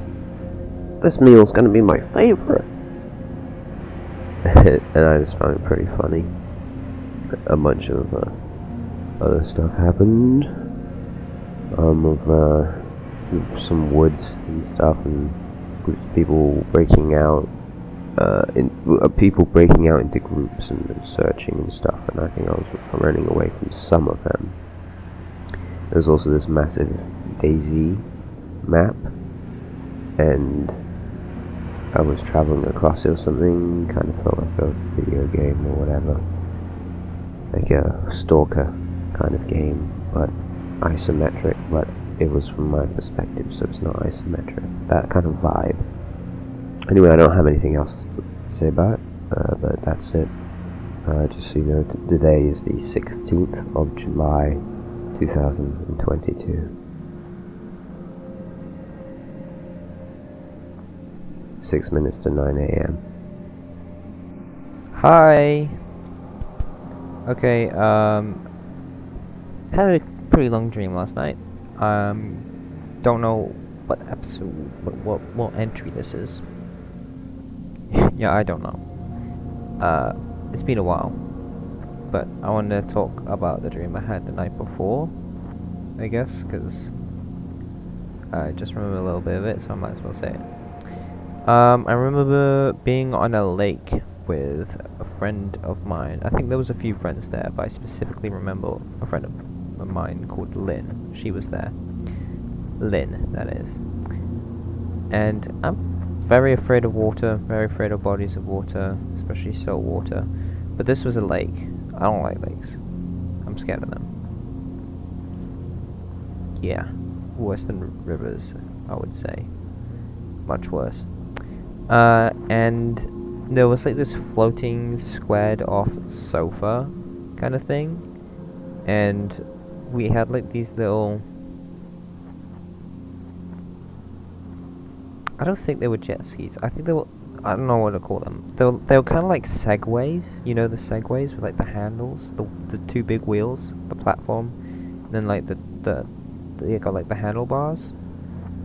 Like the slightly older ones, and like the new ones have like no handlebars. But the kind of slightly older ones from a few years ago, where they had the handlebars. It was kind of like that, but it was full of water, and it kind of just... I think it floated. I think if you lean forward, you move like a Segway. But I had done this crazy thing, and it felt so easy, and it was so fun.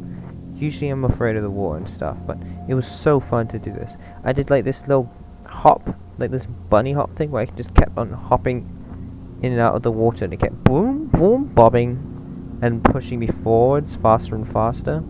And I was just zooming along, like going crazy, like I had speed glitch in like Half-Life 2 or something. And then I just started flying. I zoomed right past my friend and the sofa and everything. And I eventually like skipped, and landed on this island which had a cabin. And I went inside, and I just started to chill out there. I just started to live there and stuff, and had like a bunk bed and things. It was pretty sweet. And then I noticed that there was... I don't know why, I don't know if this like appeared later, but I was in there for a while. I got outside a little bit. It kind of reminded me of there's a cabin on the harbour nearby where I am right now. Kind of reminded me of that cabin. But there was like there's the little section of the cabin that was mine. I noticed one day that there was a door that was leading to like the other side of the cabin, and it was like an office for like processing documents or something. But like barely anyone ever came in. I was like, oh, I don't quite like that, but nobody really goes in, and oh, you know, I'm having this cabin for free, so that's okay. And then I think eventually I went back, but I just wanted to say that because it was just such a cool feeling to like jump along, like skip, skip, skip on that Segway thing. I just felt so proficient in it, and I was just flying, and I felt nice and free. And I do that in the next stream too, so I'm gonna end the diary entry right here. Yep, just a short one. Next diary entry. Next diary entry. So this was the one that I had last night. Didn't sleep super well. I had like 3 sets of 2 hours of sleep, but it's okay. Wait, is this? Okay, I got the right microphone. Sorry about that. Yeah. So the dream at the beginning was actually pretty cool. Crazy, isn't it? I'm having fun dreams. But the first while of it, I maybe this is like, I'm pretty sure I had this in one spurt, probably, like the 2 hours of sleep. I don't think I had this in the first hour, and then the first 2 hours, and then the rest in the second 2 hours. But this first part felt fairly separate and went on for quite a while. There was like this park, like this, you know, park, field, trees, you know, stuff like that. Nice plants, vegetation. There was this park, and there was like this flowing, infinitely flowing river roller coaster kind of deal. And it was made, it went along this track, just this like dirt track kind of, or like this rocky track, kind of like a river indent, right? Very shallow. But instead of water or like a roller coaster or anything, it was like flower petals. It was this big long string of flower petals that were organized by color. But it wasn't quite by color. There was types of petals, and they were different sizes and shapes, right? And they were different colors. So one color would be the same size and shape as all the other ones, pretty much. So they had these groupings, and they stayed together because of the shape of them. That they just didn't mix because they traveled the same way, because they were the same shape and everything. So they were, sometimes they mix a little bit, but they kept very fairly separate. And I was amongst them. I don't think I was one of them, I was amongst them. And I could feel the different textures, and I would go forwards and backwards and travel across. I would be moving faster and slower. I think usually a little faster. But there was like bits where it slowed down, and there was a big drop, and things kind of all mixed together, and then it fell and then reorganized itself. And it was really fun, and I did that for a long time. And the longer I was on it, there was different things. So flower petals, there was one section where it was like small fruits, berries and stuff, larger stuff, and then there was like large leaves, or like soft underwater plants, or things like that, like not like twigs, but they had like a branch, but it was like all soft, it was all greenery. It was really cool. I really liked it. It was quite nice, actually. And then the next section of the dream felt very separate, and I think eventually I got off and I walked around this park. There was a lot of dividing stuff. There was a lot of private property that you couldn't go through. There was cameras on quite a few of these random buildings that were in this park everywhere. But it was very beautiful. There was lots of nice vegetation, and it was surrounded by this town that was all kind of baby bluish and white. Very European, small, compartmentalized, lots of little avenues, streets, back alleys with nice stairs and handrails and stuff, and platforms. These small kind of cuboid buildings that were all blue with like a usually only a couple of windows, small square ones or circular ones, with white flat roofs. And there was also a large hotel. And as any of my dreams, this is where it gets more typical for me. There were people who were looking out for me, who wanted me for some reason. I'm always kind of running away from society or some sort of organization or whatever splinter cell, government agency, FBI, whatever bad guy organization. It's just these people, they want me for some reason. I'm trying to hide from them. I don't want anything to do with it. I just want to get away from them. Avoid them. That's it. That's, you know, I just don't want to. These just people are trying to pursue me or whatever, or look out for me, you know. And I'm just trying to blend in, just trying to enjoy myself, not get into any trouble. And yeah, my mum was there, and I showed her we're in the park, and I showed her around a little bit, and I showed her the river of these beads and petals and fruits and berries and leaves. She was pretty. She was like, "Oh, that's pretty cool." And we went back on it, but it didn't feel the same. I felt like normal size before. I felt like I was like almost very small, like almost, like not much, not hugely larger than the petals or berries, but like, you know, several times larger. Maybe like the size of a very small baby, slightly miniature baby, kind of that size, but my own proportions. But I felt normal sized here, much larger.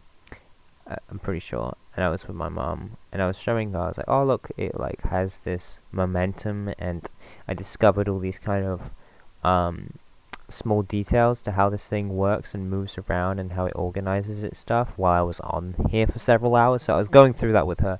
She thought it was okay. She wasn't like super blown away, but she was like, "Oh, okay, this is kind of nice. This is sweet." And that was that bit of the dream. And then I don't remember the order properly, because there's also another aspect of the dream. It's very difficult to remember this and organize it properly. But so there was also a coastline. I remember this coastline. I'm just gonna say this bit. Yeah, I remember the coastline, and I was with a couple friends, and there's a distinct moment where there was at least one on-looking friend, and me and another friend of mine had these boats, and we were again I was in the water, which I'm usually afraid of, and we were like laying in these smallish boats, pretty small boats, like rowing boats, you know, not like a canoe, but like a rowing boat. It was wider, or like a tugboat, and we had these two different boats, and we decided to do a little race, go a certain distance out into the shallow water, and then turn around and come back and see who can get there, like a race. And we're laying in the boat, and we're kicking, like we're near the back, so it was like leaning backwards, and we're kicking with our legs. It didn't sink for some reason. Well, we did that. Me and my friend went out, and then we came back to my friend on the shore. I think I was like winning on the way back, but then she went further down the shore a little bit, and although I kind of arrived at the shore first, she like really like slided in there and got out pretty much the same time. It was weird. I remember at the time I like won, but then all of a sudden she was kind of further ahead. Like I won, I arrived, I was like ha, and then like a couple seconds later she's like further ahead by far, and also getting out while I'm getting out, so it was a little funny. And then there was a guy nearby who was like, "Oh, I was taking some drone footage. I was doing some drone shots. I can send you I can send you it so you can see your boat race from my perspective. I caught you on my camera. So yeah, you could see that." And I was like, "Oh, cool." And then I think my friend who was watching, her name was Naomi. I think she took the footage or something, or it all got sent to her, so she had it. I kind of forgot about this bit though. So there's a few other parts of the dream. I was exploring the town, I think, where... Okay, I think I have to go back to the park with my mum. Okay, in the park with my mum, we were pretty hungry, and we were going around some of the buildings and just trying to find some fruit along the trees, because there was a lot of trees planted near the buildings. But the park was part of this kind of the town's guard or police officers or something who were kind of out for me. So we had to be a little sneaky, and we're like going up to the trees and checking the fruit and wanting to grab some. And there kept on being security cameras, and every time there was, it wasn't like the alarm was raised, but it's just like, oh, we gotta get out of here before somebody see, oh, there's somebody there on the security camera, let me go see them. Bop, bop, bop, bop, bop, bop, bop. Oh, it's that guy. For some reason, me being seen on the security thing wasn't like, oh, they know where I am. It was just like, oh, somebody's gonna come, and if they arrive, then they'll spot me, you know? And with my mom, it wasn't as much of a deal, but I was like, hey, mom, dude, get the security camera on you. Come on, let's get out of here before someone gets here. She's like, oh, yeah, one moment. I'm like, no, we gotta go, and then we'll go to the next place. And I think eventually I actually just stole, like, this. They were, like, pears mixed with coconuts. Kind of more like not the hairy coconuts, but like the crab coconut. What? Crab coconut? Is it the kind of light green ones? You know? That kind of type? The light green orange? Not orange, light green yellowish ones.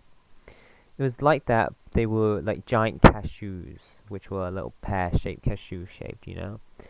And they had different ripenesses, and you had to really hit them hard to crack them open, but they were really juicy or something inside. They were really good. And they were quite large too, but the size varied a lot between them. They weren't as uniform as the other, like plants and berries and whatnot. And I found them, we went back on like the river things, and we actually moved further up it, and I saw this bit with all like the leaves, because before it was just the kind of the berries and petals, but this was more like the large leaves, the soft branches, and then like these larger fruit. And I took one of them. It was like the size of like a dragon egg or something, maybe a little smaller than that, but it kind of reminded. It was kind of like the size of the egg from the golden egg from Harry Potter. But I took it, I put it under my shirt, and then I was like trying to get out of the park. But to get out of the park quickly, I had to go over this private property with these cameras, and I was like, well, I gotta get out of here quickly. And so I just did it. I just was like, oops, screw, I'm gonna trespass, and then just like started trespassing it and trying to get out, which I didn't do very efficiently, but nobody really came after me. And then I got into the town, and then I noticed there was quite a few people running around, the officers or whatnot running around, agents whatnot running around and looking for me. So I had to like dodge and weave through the back alleys. Didn't really bump into many people. I think. Sorry. I think there was a couple people, but I just moved on. I just unplugged my headphone jack. There was a couple people, but I just moved on. And then I finally got to this hotel that I was supposed to be staying at. That's where I was staying. But I had to be careful because although I had my room booked, it was kind of anonymous, and I didn't want any of the hotel workers to see me. So it was kind of, they saw me like briefly. I just try and get out of there discreetly. I think one of them was like, interested, like, oh, who is that? Is that the guy? And he started following me, and it was it was like a kind of like a maze of just short hallways and stairs that split off into a few directions. And I just kept on trying to weave back and do little circles and stuff.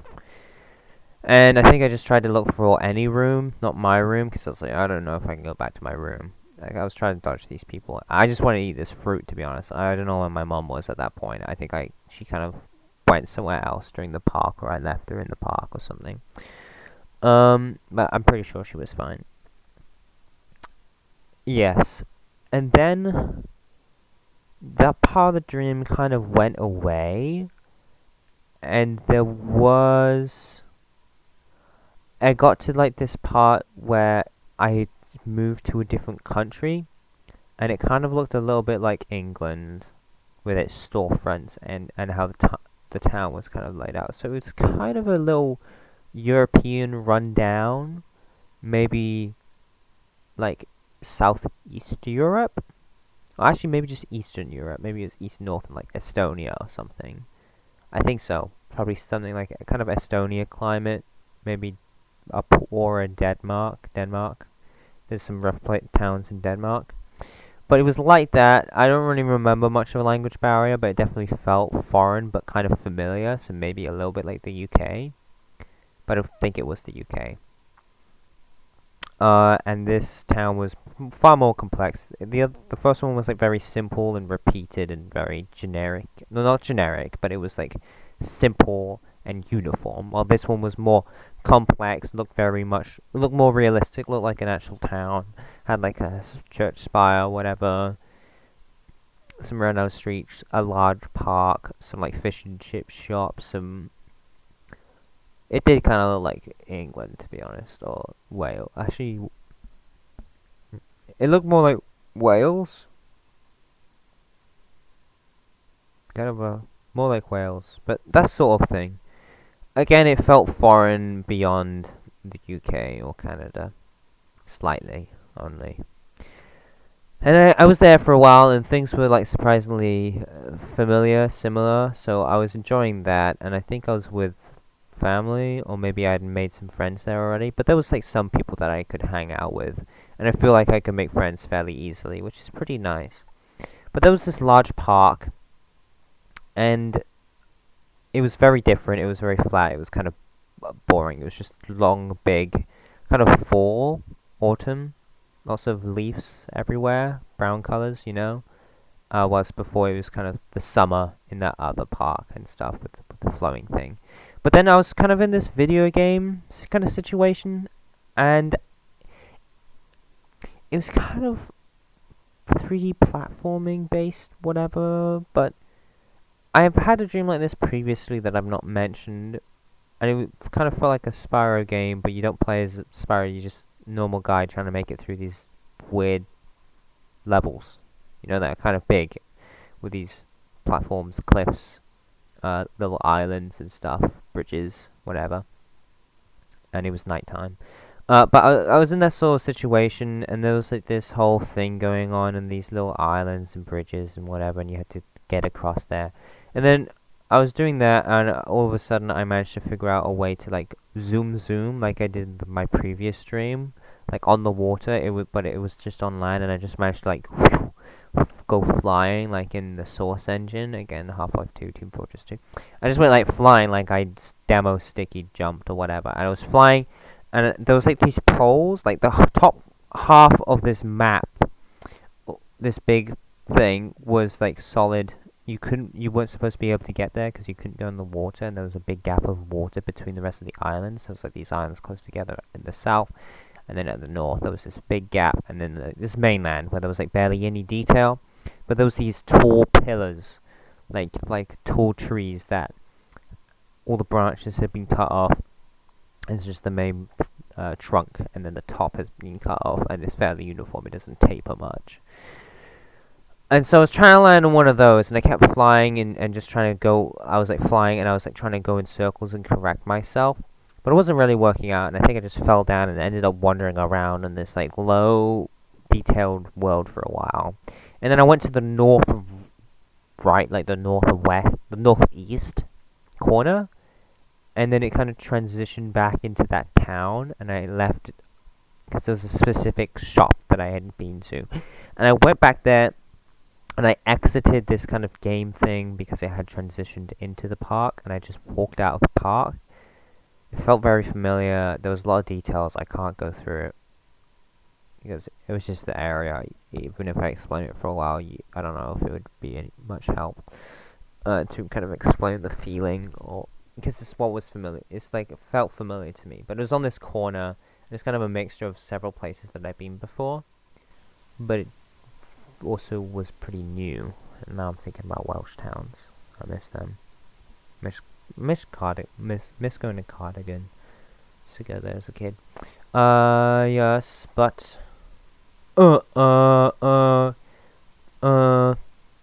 yeah, the shop had changed or whatever, but I knew where I was, and I started walking back.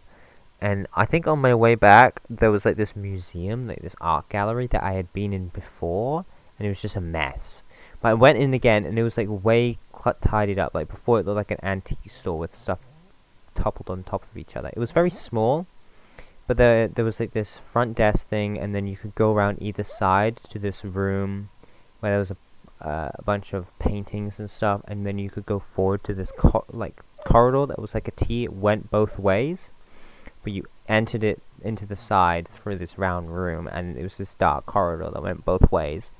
And then I think if you went, instead of going like around this round wall that had the reception at the front into the round room with the long dark corridor, if you just went far left, there was some stairs that you could go upstairs, and there was like this catwalk balcony thing that went above or to the side to the left of the round room. But I never went up there, but I did see people up there.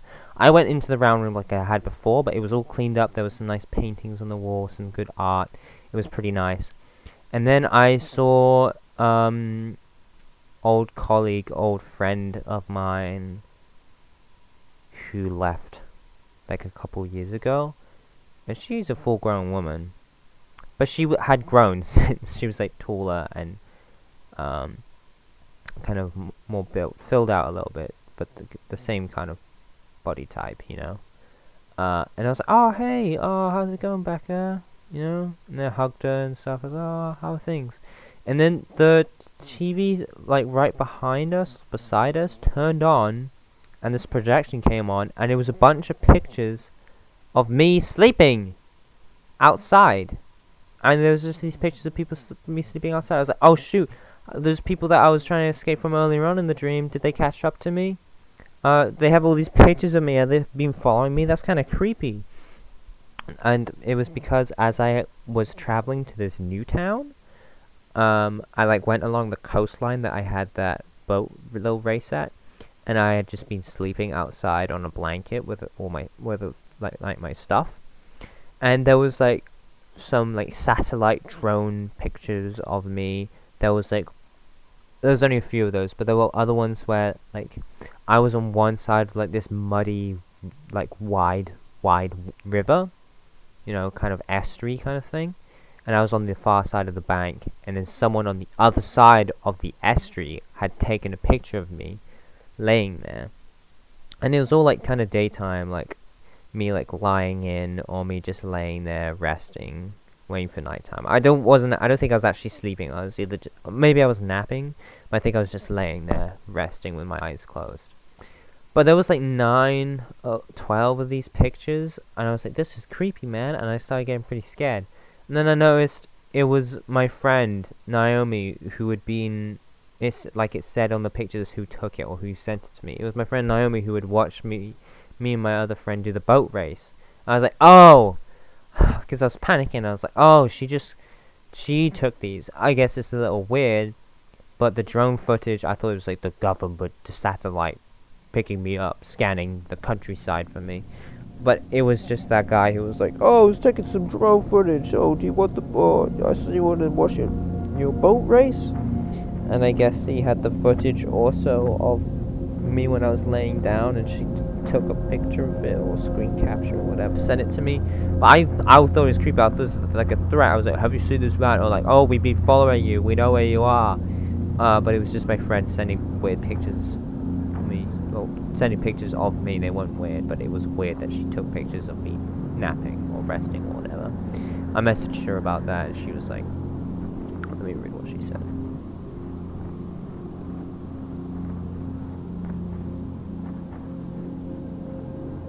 I'm still here. I'm just bringing it up. So yeah, quite a bit to the dream, and I don't quite remember the order of a lot of these things, but I remember this bit was near the end. She said, "I'll make sure in the future to take pictures of you when I'm with you. Wait until you forget, and then mail them to you surreptitiously. I can't say that word very well. Surreptitiously? That's not it, but that's pretty close. And freak you out. From what I remember, I seem to harass you a bunch in your dreams. Sorry." And I was like, wow, that's how you keep friends. And no problem. because I guess she has been in a few of my dreams, heckling me, but it's usually more interesting and more light-hearted than most of the rest of my dreams. Most of the rest of my dream. I don't know if I told you guys about the car rally event thing, and then the magic forest. I have like big fungal things, dangerous cats and stuff my family went through because we wandered off, and there's like a cliff on the way there that crumbles between the car sports event thing and then the jungle, which has like beyond the jungle is like this swamp area that my teacher was in, and we learned how to live there. But I don't know if I told you this one. It is a pretty long one, but I just remembered that. I don't think I made a dream diary entry on it, but that was a pretty crazy long dream, and I think I had a dream that was about that swamp again. I know I didn't explain that very well. I'm not gonna. I've been talking 25 minutes, and that is a super long dream too, but that's what I got for now. I have had some interesting dreams that I've just decided I haven't really been keeping up with this, but I've had some pretty crazy dreams in the last little bit, but as you can tell, the last couple nights they've sounded fairly light-hearted, and there actually has been some pretty fun moments to it, even though a lot of them are just kind of the generic stressfulness. Okay, ostracization. Well, see ya. That's the end of the century. Bye-bye. 25 minutes of my day just talking about this dream to myself. See ya. Hello, hello. Mic test. Yes, we're doing good. So I'm on a roll right now. This is the next day from the last entry, so this should be Dream Diary entry 13, right? 13. Fairly simple, but having these 3 nights in a row makes me realize how many dreams I probably never told you, whoever's listening to this. And I'm not too sure which ones I have talked about. I mean, I know some of them because I did actually re-listen through these like maybe 8 months ago or something. And I remember some of the dreams that were in there, but I don't remember all of them. And I'm thinking about like the mansion dream. Oh my goodness. Can you hear that? That's my alarm. That's really funny. It's coming on my phone and my speaker. It's like a cockle. Anyway, so I gotta get on with this. So my dream was that I was kind of like this teaching assistant, sorry, to help like struggling kids or whatever. And I was in training, and I hadn't had any practical experience yet, so I didn't really know what I was doing. But like, I knew what the objective was. I knew what I had to do. It's just I've never done it before. I didn't know how to go about it. I didn't know where the boundaries were or the roles. And I went to the school and checked it out, and they were like, "Oh yeah, it's great to have you," and stuff. And I was like, "Oh yeah, it'll be great." You know, I'm a teaching assistant in training.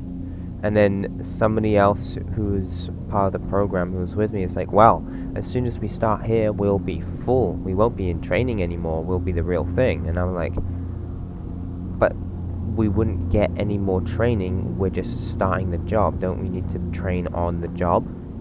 That's what I was thinking in my head. I was just like, I don't know what I'm doing. I do not feel ready for this yet. And it was like, I checked out the school. Schools appear a lot in my dreams, but I was checking through this one. It was really funny because when I got to like I'm thinking of other dreams now. When I got to like the small kids section, also I've had a lot of libraries in my dreams in like the last year maybe. But when I got to like the small kids section, you know, like kindergarten, grade 1, year 1. Huh? Yeah, kindergarten, grade 1, year 1 stuff. So I'm having to hold my head jack in right now. But when I got there was like a big library, and there was like some fairly largish books there, and I was like, "Oh, this is really cool. Maybe I could use the library also."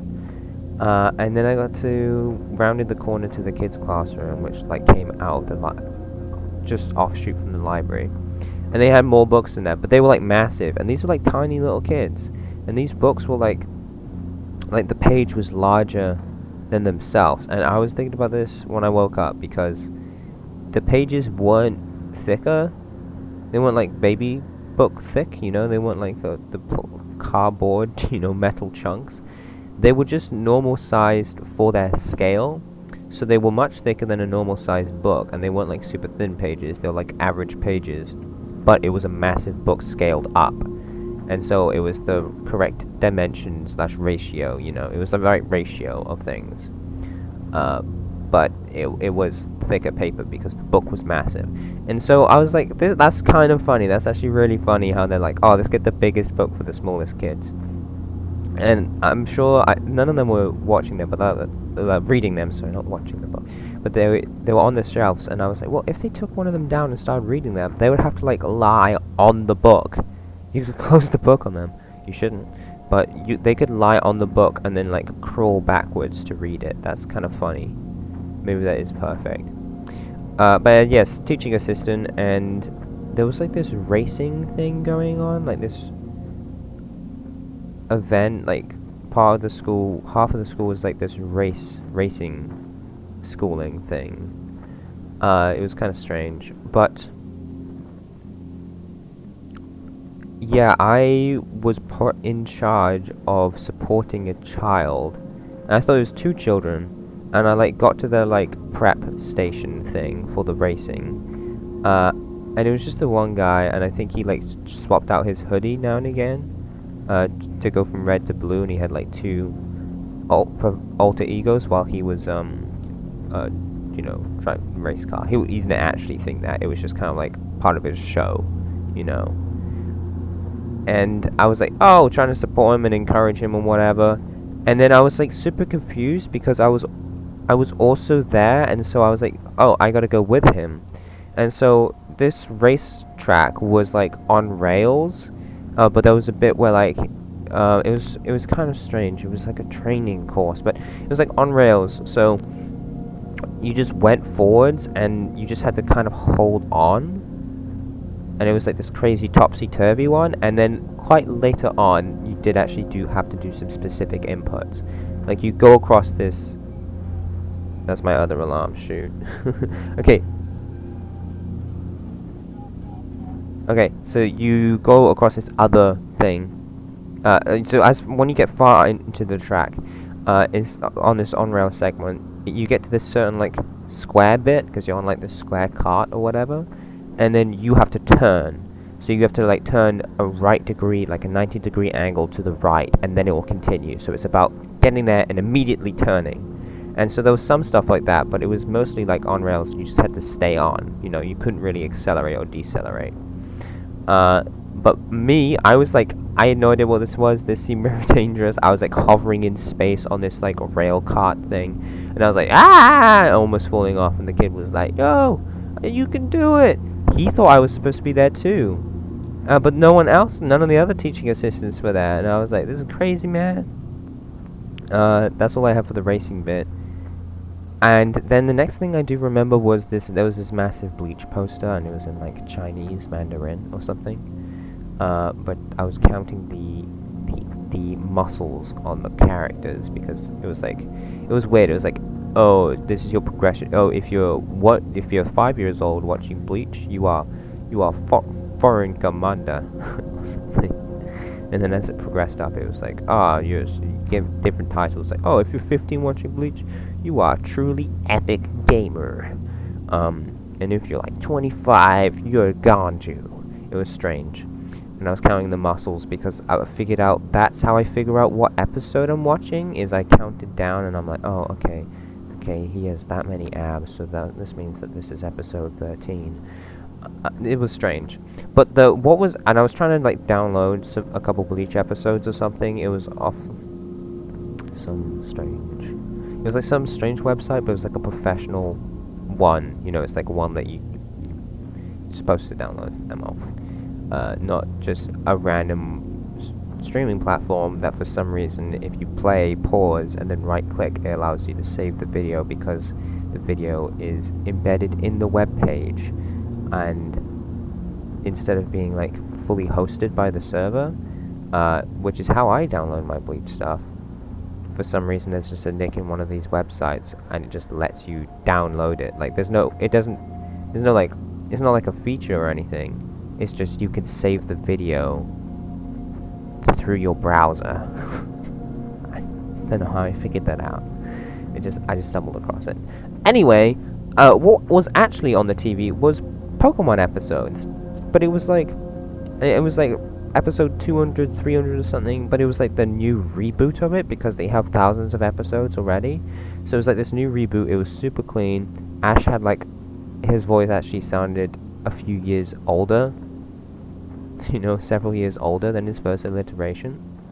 So he sounded like he was like 14, 15, you know. Woo, crazy.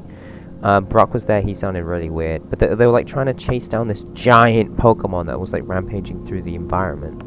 And for some reason, I don't think they go damn in Pokemon. I don't know if they use damn. I don't know if they say that. I feel like it makes sense. Like I've heard that before. Like, what do they say? Do they say like drat? Oh no!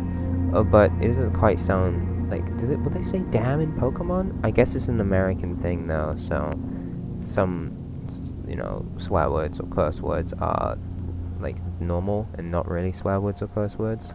Like the C word, that's a bad one in the UK, but in America it's like kids say it and no one bats an eye. Anyway, yeah, the funny thing was, instead of saying like damn, Ash was like nutsack. And then Brock was like, nutsack, shoot, we gotta get him before he destroys the town. Oh, go Pikachu, let's get this guy. Oh no, he just destroyed that children's hospital. Nutsack! We gotta go get him, Pikachu.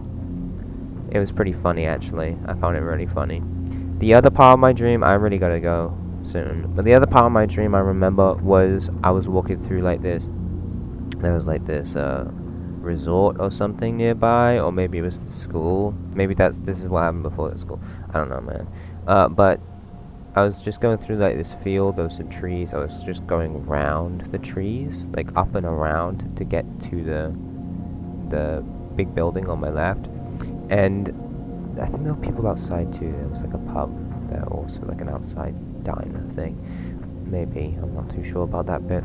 But all of a sudden I hear like clip, clop, clop, thud, thud, you know.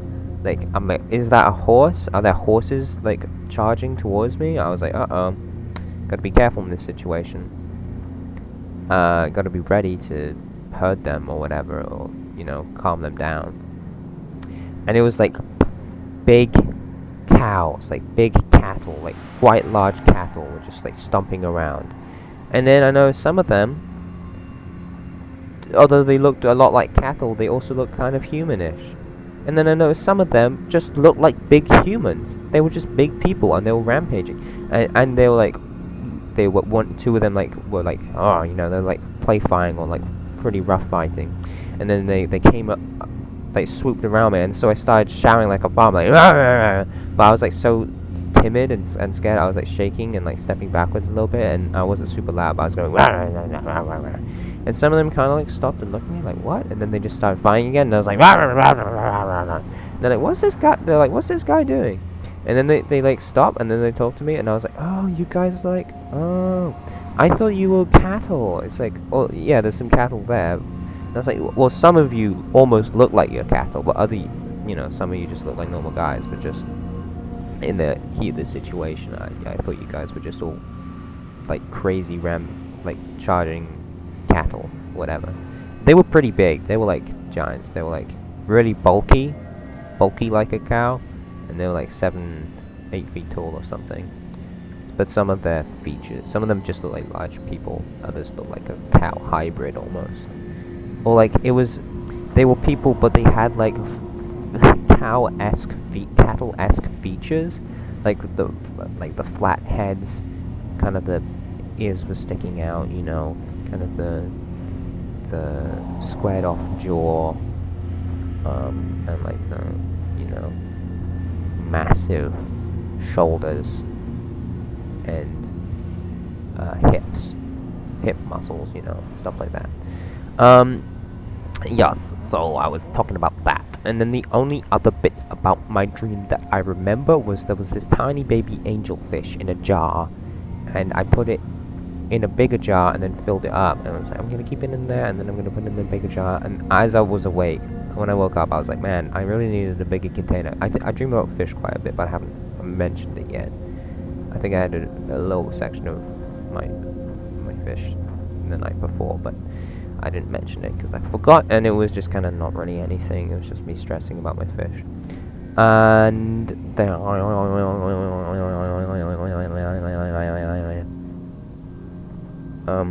yeah, little angelfish, and there was like this family who was like, and the dad kept on like roughhousing with people and beating them up, and so I got pretty annoyed at this guy, but I also didn't want him to beat me up, so I went up to him, I pulled on his shoulders, yanked him on his shoulders a little bit, and was like, he's like, who are you? And he got angry, and he was about to fight me, and I was like, who are you? And he was like, oh, right, okay, I don't know you. I'm this guy. This fish used to be my daughter, and I'm really sad. And I was like, oh, that's why you're crazy rampaging. You shouldn't do that, but now I can understand why. And I was like, he's like, I don't know how to take care of a fish. I was like, oh, I'll take care of it for you. And then I put it in the jar, and I was like, shoot, I need something better than this. And then I woke up.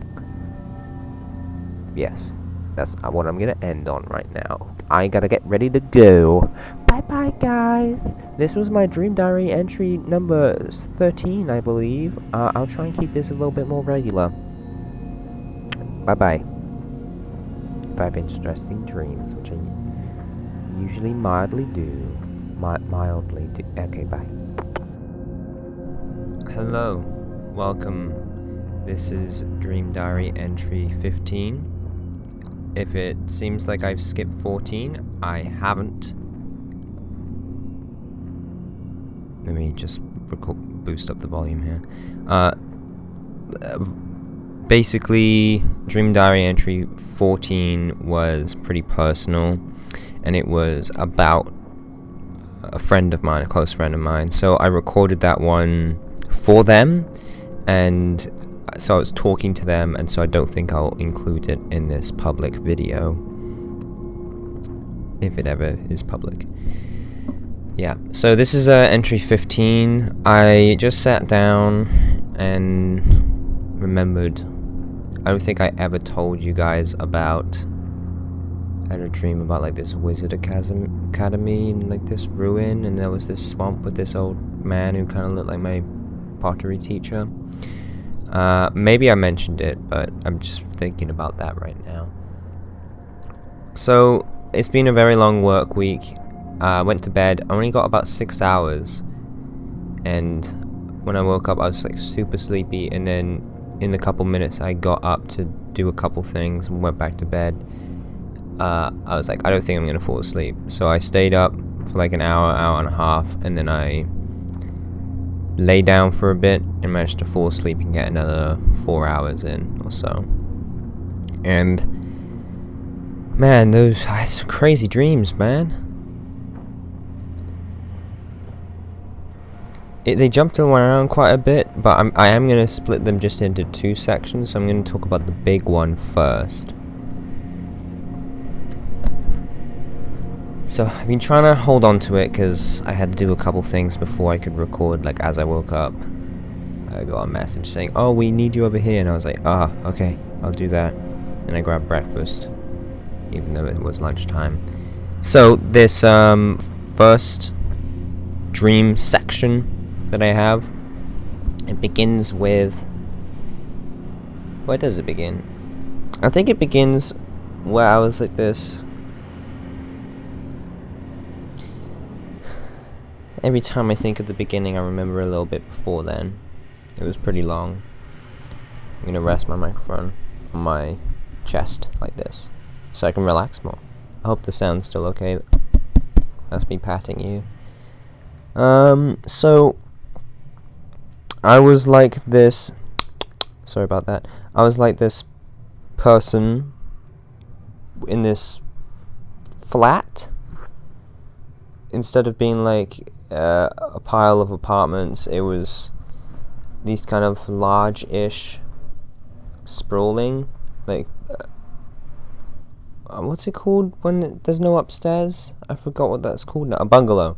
So they were like all bungalows, but they were like very large. So it was like 3 bungalows attached, like stitched together, and there was like one here, one there along this road. And I was in one of them.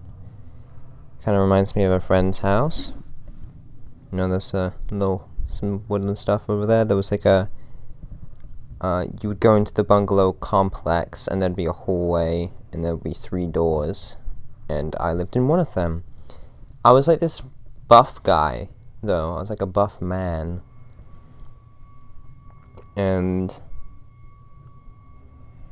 things were just normal, you know, on my laptop or whatever, just there, coming in and out of my bungalow flat apartment thing. And at some point there was like these people who came along, and they were attacking me and whatever, and oh no, these bad guys are here.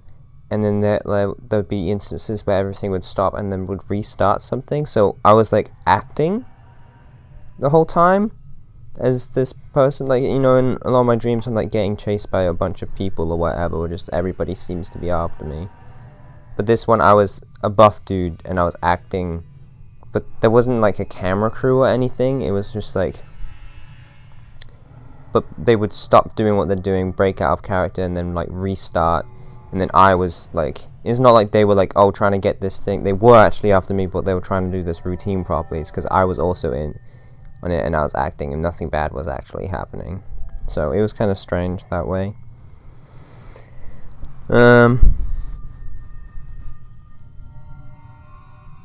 Yeah, so it was kind of like an Arnold Schwarzenegger thing.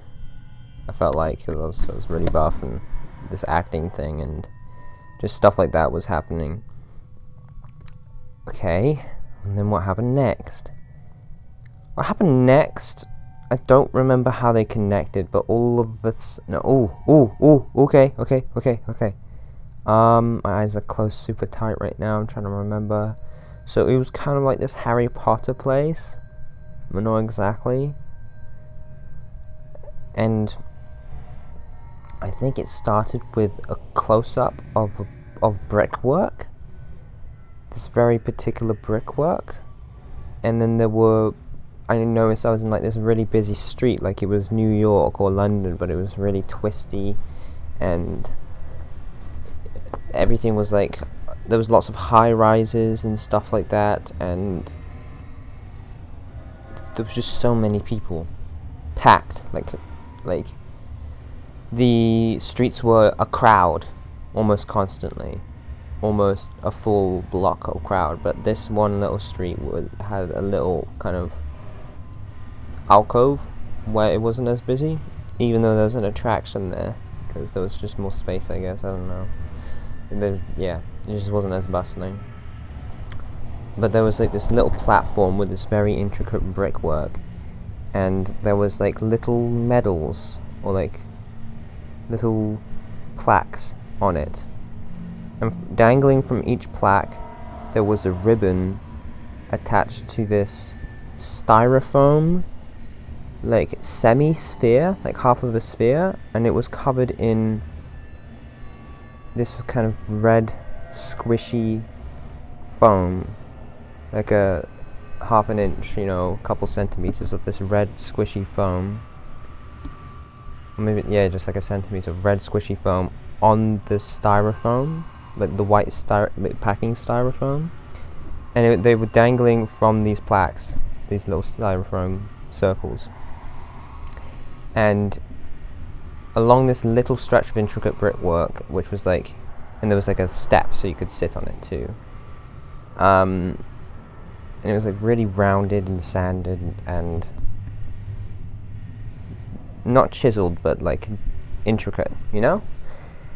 And these plaques were representing famous pictures that were taken there. Like there wasn't actual pictures there, but they had the titles, and I could recall what the picture looked like it was a famous picture. There was like first one was like the boy with the bicycle, and in my mind I remembered like a black and white picture of a boy with a stern looking face, like a newspaper cap, sat there with like this oily bicycle, and the platform was shorter, and then I guess it got extended, and the next one along, the next plaque was like this saying like old grandma on the step, and I remembered a famous photograph, which I just like remembered an image of one in the dream. So I'm not actually recalling. Well, I probably am, because I must have seen it somewhere, but there was just like it's not an actual famous photo that I can think of, but there was this grandma looking real, it was like a sad photo of old grandma in poor health sat on this step, and I went up and I touched the styrofoam like the styrofoam circle thing, and I kind of squished gently the red felt on it, and to like pay my respects, and then I was like, "Ooh, should I have done that? I don't know." And a couple other people touched it, and I was like, "Okay, it's okay to touch that." And I bowed down and I did a prayer for the grandma, because I was like, "That poor grandma." But I didn't check out all the other ribbons, because I had noticed now that the city seemed to be underwater, because everything had this kind of weird greenish look a little bit to it. It was like underwater but super well lit, which is good. So I wasn't scared about it. It was just like the atmosphere and the air was watery, not that I was actually under the ocean, which would have terrified me. But yeah, it was just like little bits of floating white tendrils everywhere, like as if like elongated dust, you know what I'm saying? Like cobwebs floating around, moving like they're in water, and just kind of this vague tint everywhere. So it was like I was underwater. I was exploring around, and like the Hogwarts Express thing was like coming through this train track that was like 12 feet in the air, like 3 or 4 meters in the air. I meant not like in the air, but like above ground, but it was like built, it wasn't floating, it was built, and there was like a tunnel that perfectly fit the train, and there was little open bits so that people in the street could wave to the students and stuff, and I waved to the students and whatnot. Couldn't see them in there, but we knew that they were in there, just because of the glare, I guess, or the angle. Yeah, and then this very, very tall man came up to me, and he looked at me, and this is a bit where I was like, oh shoot, this, because I realized when he said it, I was like, okay, this is a dream, and he's addressing me. It's one of those dreams that are trying to address something about me. And this very tall man came up to me in a hat, and by the way, I wasn't the buff guy anymore, I think I was just me. And he came up and walked up to me and he said, "How do you know if you hate yourself?" He said something like that, or "Why do you hate yourself?" And I think I said, "What do you mean? You know, what do you mean?" And he says, how do you know? How would you know if you didn't hate yourself?" And I think I said something just like it puzzled me for a second, and I was like, "I would feel hate." And he's like, "Well, can't you feel it?" And I wasn't sure. And at that moment, I was away from the underwater city. All of a sudden, I was on a beach by like this peninsula, like this little sharp angled bay, basically, between two headlands. One further one and one stouter headland. So I was on this beach, and I had been imagining Hogwarts being on like this similar looking place, but I imagined it in the daytime in Scotland, but it was kind of tropical at the same time for some reason. So it kind of reminded me my breathing noise, sorry. It kind of reminded me a little bit of that, but it was different. It was just like a random beach, and it was nighttime. There was this fauna or vegetation that that was kind of difficult to cross at the top of the beach, and then it turned into a cliff face that for some reason the line between the cliff and the fauna, I was like, I can't make it up there, no way. And I think it was like pretty steep and pretty rounded, so it was like, oh, if I fall, I'm gonna fall real bad, and then vegetation is pretty nasty, whether it was spiky or rough or whatever. So I was like, I can't climb up, I need to go round. And so I looked down toward like inland, where kind of the bay, but it's like a very sharp angled bay. It's not like a semicircle. It was like a needle or a spike shaped, and I couldn't quite see all the way down because it was nighttime. But I was like, okay, I can see that there is light. I have no idea where I was just teleported to. I can see there's light above the cliff, so there's some sort of complex, whether it's industrial or there's houses or something. There's something up there. Someone's up there, maybe a railway station or something. There's something up there. I can see some lights pouring over the edge of the cliff, but I can't climb up the cliff, so I'm going to have to go round. And so as I looked inland, I couldn't see all the way. I was like, okay, I can either go there, which might just lead to a cliff face, or it might be, you know, a even steady slope, which I can kind of clamber up instead of having to actually climb up a cliff. And I was thinking, well, I could go there, or I could go this way, along the beach, around the headland, where I might just be stuck on the beach for a while. And I was thinking it was more probable that I was thinking maybe it's like a mansion or something up there, because there was a lot of light and it just seemed like a random tranquil place next to the beach. So I was like, maybe there's like a mansion up there. I imagine the road would come from the mainland, but I'm unsure about that direction. So I think I started to head down the beach and around the headland. I don't remember what happened, but I remember all of a sudden being that tall man talking to me, telling me about how I might hate myself, and then all of a sudden I was in like this survival situation where I was like, I have no idea where I am, I don't know what to do, I need to get help quickly, I need to get up there, there's 2 ways to go and I don't know which way to go, and I don't remember what else came of that. Okay. And now the final section I can think of right now of this dream, kind of felt like it was part of a game maybe, but there was this garden complex. Oh no, yeah, it was. It kind of reminded me of Neo a little bit, Neo the video game by Team Ninja, but it didn't quite look like that. It just reminded me of the characters and like the yokai were kind of there, the type of deal. And it was like this big, elaborate garden area that was like an urban garden in a sense. So it was like big stretches of like parks and stuff, but they were laid on top of each other. So like this brick concrete binding that kept these levels of vegetation and gardens together. Kind of imagine like the patties in China, I think it is. Where like the pigs work, you know, like they're like all plates. Like you look at a hillside and they're like it's like they're steps, but they're all like round and overlapping, interlapping, whatever. If you know what that means, if you just look at like search up Chinese hillside patties, farms, rice patties, I don't know.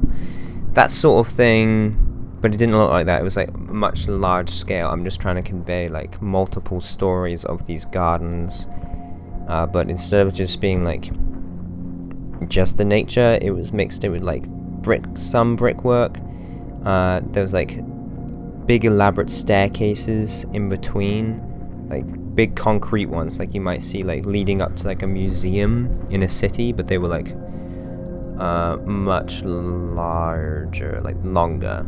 Like instead of being like 8 steps, it was more 50 steps, more like 50 steps. I intentionally didn't say like there, and it sounded weirder, so whatever, because it was about 50 steps, more like 50 steps. So, and I was like going through it and stuff, and I either did go through it or I recalled going through it normally, and it was just kind of fairly straightforward. There was like these yokai sort of monster things jumping out every now and again, kind of demon looking guys, whatever. I say whatever to be like, you know, that kind of thing. I didn't properly explain that, but what, you know, it's the stereotypical cartoony or video gamey looking demon thing, very generic, that sort of thing. Not that it is something that that's what demons look like. Like, it's some demon looking thing, whatever, because I don't, you know, that's what I'm trying to say, if you are following with my poor explanations. But the thing that I recall is going through again on this weird mode that made things really hard or something, and it was pretty reminiscent of Dark Souls. There was lots of different enemy types that did different things, and I was getting really stressed because the enemy on this second harder mode, the first time there was like this story concept of, ooh, watch out, you don't want to turn into a demon, like how in Bloodborne it's like, oh, you get the bloodlust, but it's like very story based, like you can justify it through the gameplay of the player wanting to keep playing, meaning that they've fallen victim to the bloodlust, or it could not be. Like, it's entirely dependent on the player's mindset and not actually what you do in the game. And so you could just be like, oh, I guess I do have the bloodlust, or you could just say, well, no, I don't, I'm just playing the game, you know. So it was kind of one of those things that didn't actually have anything to do with the gameplay. It was just kind of the dialogue lore mixed in with just this tiniest hint of meta commentary, which doesn't even mean anything, and just makes it all ungrounded and not fully in the game, whatever. Kind of like how Bioshock does it, but not quite as, you know, even more stripped back than that. So, you might know, followed that. I don't think I'm making a lot of sense right now, but I am talking about dreams, so, you know. But the second run through, it was like this harder mode. Enemies would respawn, not like when you died, but like 2 minutes later or something. And there was this plateau area where there was so many enemies, and there was harder enemies as well as the normal one. There was more of them, and they kept respawning. And so I was like trying to fight these guys off. I was kind of having like a third person perspective, like I was watching it. I don't really know if I was playing it, but I was following along with the okay, that guy's gonna do that move, so the Neo guy should go this way. But I don't think I was actually controlling him, or I don't think I was actually him. I'm not too sure at what my control was, but I was engaged as if it was kind of viewing a sport or watching a game. Playing a game, sorry. Watching the game. I lost the game. So it was like that, and I was just stuck on this area for a long time. And eventually my character started to do these things, and ooh, there was like a cutscene thing, and I was like, whoa, there's a cutscene in this area? I wonder if that's planned, or I met a requirement where I couldn't push forward properly, and so this is playing, or there's just this random little area in the first run through of the base game or whatever. It was just like, you know, just a random area, but in this second run with these other elements, there's like a cutscene here, and it's a really big turning point in the story, which I guess is an interesting idea. But the Neo guy turned into like this orangey red demon. He like turned into a yokai looking thing, and I was like, oh whoa, I actually turned into it. It followed the ideology or the themes of the game, and I'm actually looking like the enemies right now. I think that was kind of the end of that one, because it transitioned into the next entry I'm going to make in my dream diary, which I think was after my nap. but I'm not entirely sure.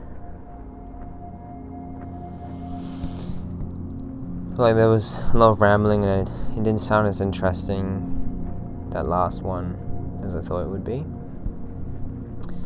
But that's okay. I'm going to close off this entry right now. So thank you for listening to entry 15. Hello, welcome to Dream Diary entry 16. I didn't mention it in my last one, but it has been a while since 13, which was the last one that I think I recorded, which will be included in this, aside from 15, which I just recorded. So this is the dream that I had, I think, after I woke up the first time last night, and my second sleep session, I think I had this dream. I could describe the layout, particularly, of this building complex that I was in, but just to say, it was kind of this,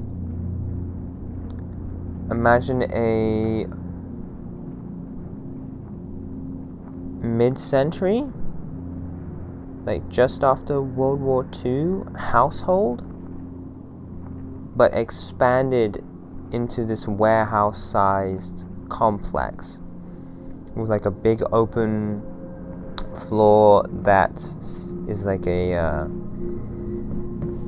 it kind of reminded me of like a airport mixed with a train station, and then there were stairs, these grand stairs that led up and around to this smaller separate room, and then there was an entire upstairs and second floor, whatever, filled with these smaller intimate rooms, living rooms, double bedrooms, stuff like that. They were all connected in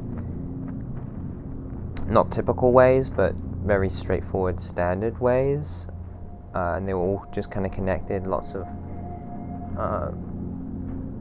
rooms that wouldn't make sense for its usage, and it just has like a bunch of bedrooms, like a few bathrooms, masses of living rooms, and it was kind of like Bioshock in it, because there was these big daddies walking around, this particular creepy one, and had like this green light that shone around from its helmet.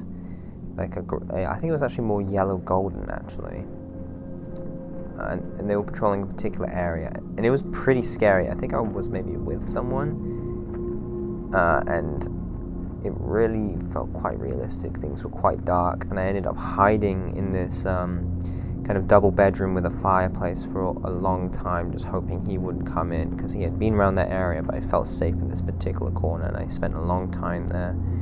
There's not anything too much to say about this dream. There was nothing, it was just kind of a long sneaking around. There were a few people around that I didn't want to get spotted by, and I was sneaking and such, and they were wearing uniforms.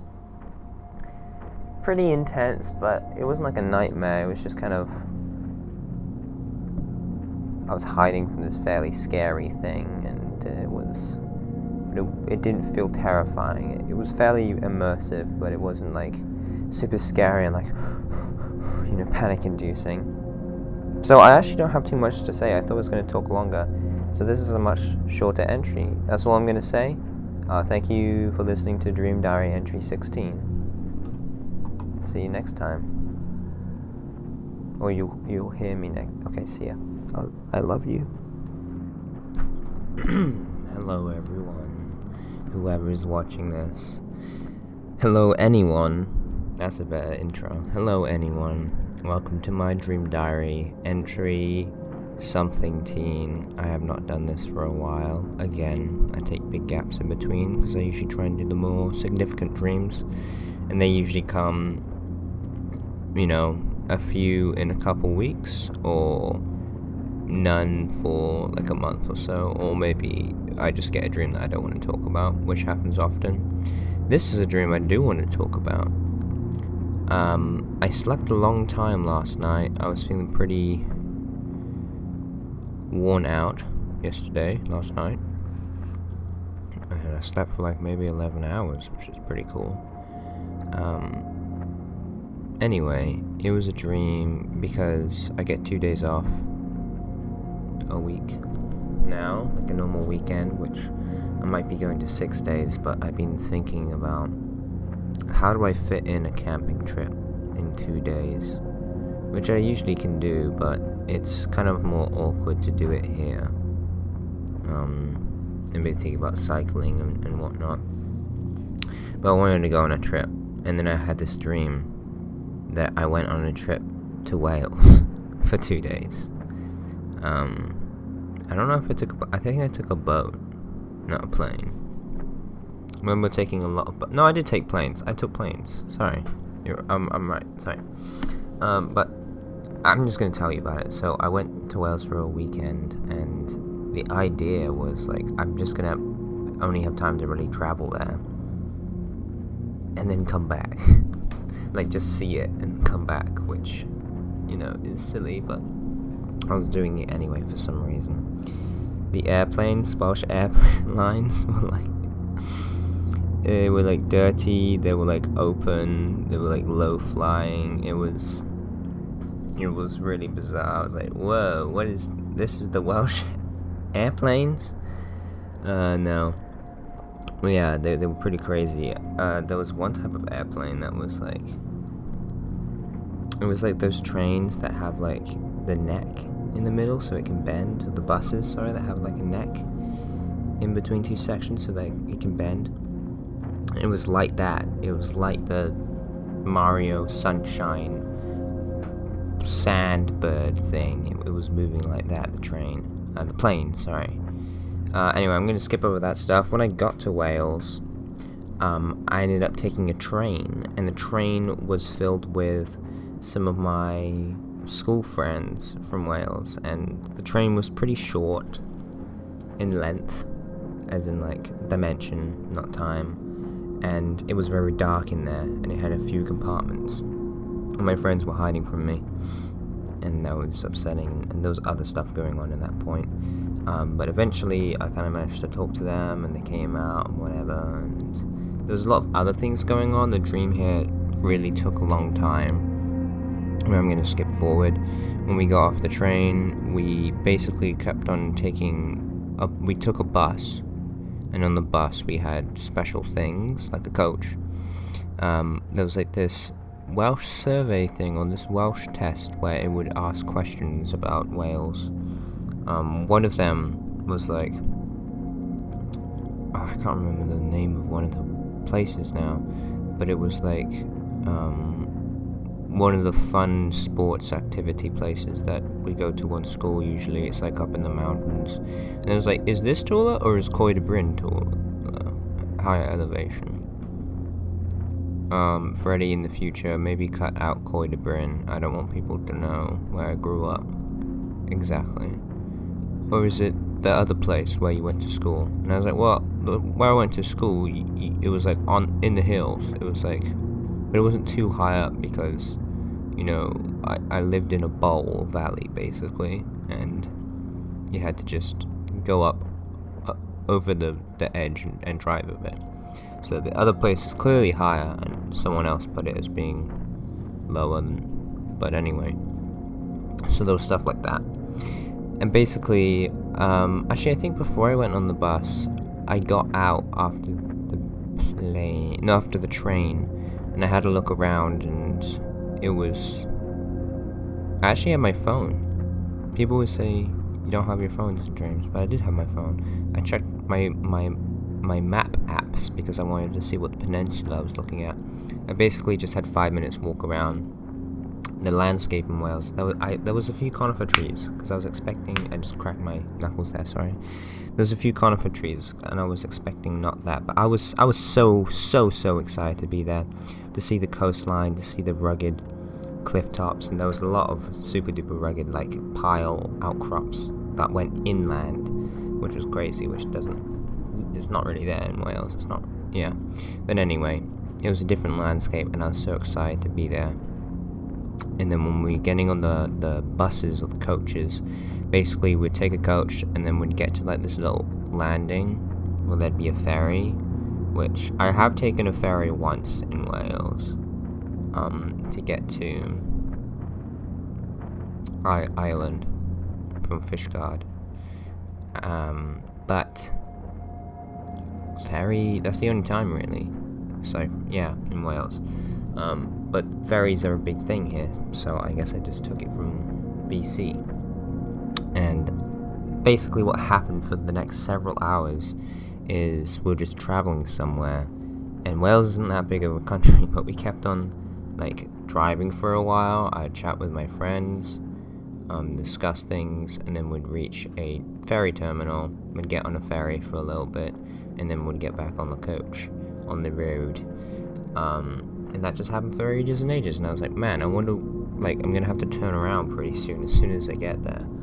But it was just so wonderful to see my country again, even though it didn't look like that. And yeah, it made me realize how much I miss it, and how much I really want to go there and be there. And I even woke up, and I just felt so happy. I got to see my friends. And well, actually, sorry, there was this one bit on the coach where we went up on the hill, and there was snow there, and I was so happy. I was ecstatic, because in Wales, I only really got like a couple snowfalls in my 18 years there, where it like sticked and was like an inch thick or something. Usually, it just turns to slush, or it rains, or it's just, yeah, basically just slush, you know. But there was snow up there. There was quite a bit, and then it only lasted like 100 meters. We're like, oh my goodness, there's snow here. This is incredible. Oh my goodness, it's been like 10 years since I've seen this much snow in you know, whatever, in Wales. And then like we turned a corner and started going down the mountain again, and it was gone, which was pretty funny. Yeah, and then we stopped at a gift shop, and it had like the typical Welsh gift shop stuff, like, you know, little ceramics, little plates, lots of iconography and stuff like that. It was really sweet. Yeah, and then I woke up just being so super happy. I was just really happy. And then I even looked up, like, oh, what's the elevation of those two places? And like I said, I forgot the name of one of them, but I will ask my sister, because she probably remembers. And one of them was like only 130. I was like, of course, yeah, because that's the one I thought that was lower, and the other one's up in the mountains, I think. And that's what I said in my dream. Maybe I'm just remembering what I said in my dream, or thought in my dream, instead of what in real life it was. I think it was I think it was higher up though. Anyway, yeah, and then I looked up the village / hamlet that was like right next to ours, which I never really I always thought it was like part of my village, but apparently it technically wasn't. It's on this crossroads, and I looked at it. This is when I was awake. I looked at it. This isn't a dream diary anymore. This is after the dream. And man, I almost got teary. And I imagined, man, I need to go back. And what if I go back and I just I get there and I just cry, like, oh my goodness, I miss this place. And I really do. I need to go back sometime. I'm hoping to go back next summer, but yeah, because I was wanting to work at a specific place, but they never got back to me. Oh well, that's the end of my entry. Thank you for joining me, whoever you are who's listening to this. Bye-bye. Cymru.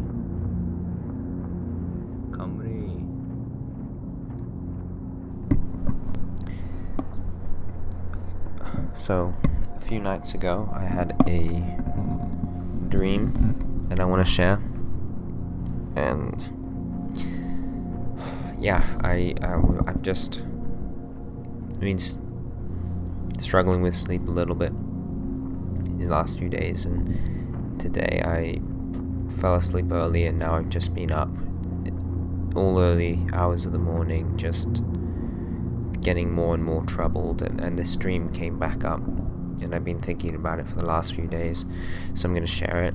I don't share most dreams I have, I don't share with my dream diary. I did have a dream about aeroplane and going to a Saskatchewan school that I could have told, but I didn't, so I guess you won't get that one. I guess quickly I could say, just dreamed about going in an airplane, and this guy, the pilot, was like diving into the ocean and back out, and it was terrifying because I'm afraid of the ocean. Okay, let's get to the dream, the real entry. So I think this is the final entry for this dream diary before I publish it. I've been keeping this for a few years, but this is a special dream, and I feel like this is a good one to end it on. So, recently I've been hearing a lot of people being more sort of testimonials about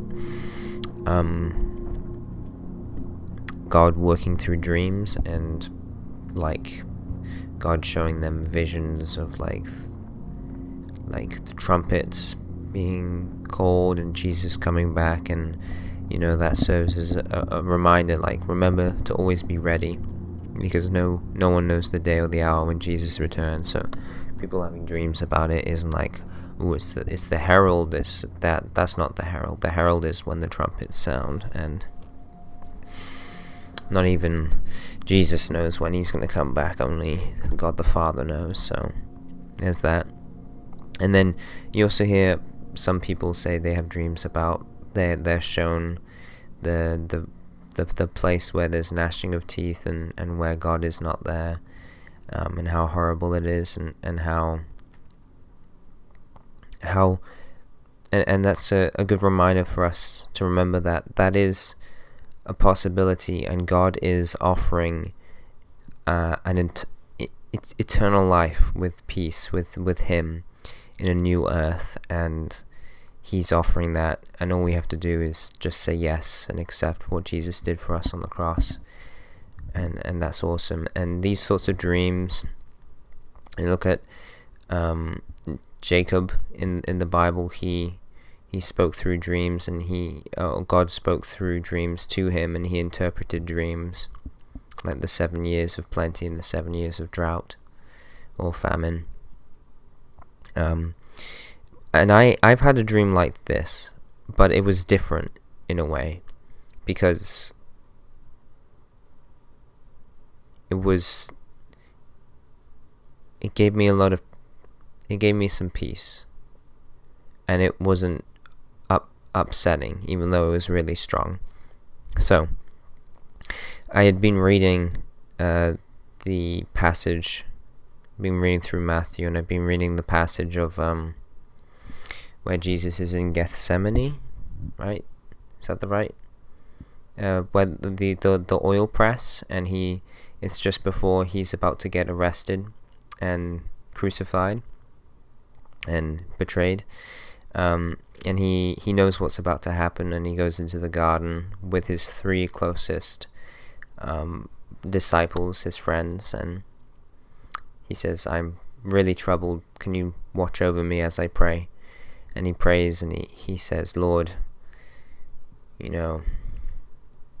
I'm frightful. I'm very afraid. Lord, if I can go without doing this, if I can go without drinking my cup, doing my fate, my cup was a metaphor for what he must do, or the thing that he must drink, the thing that he must face.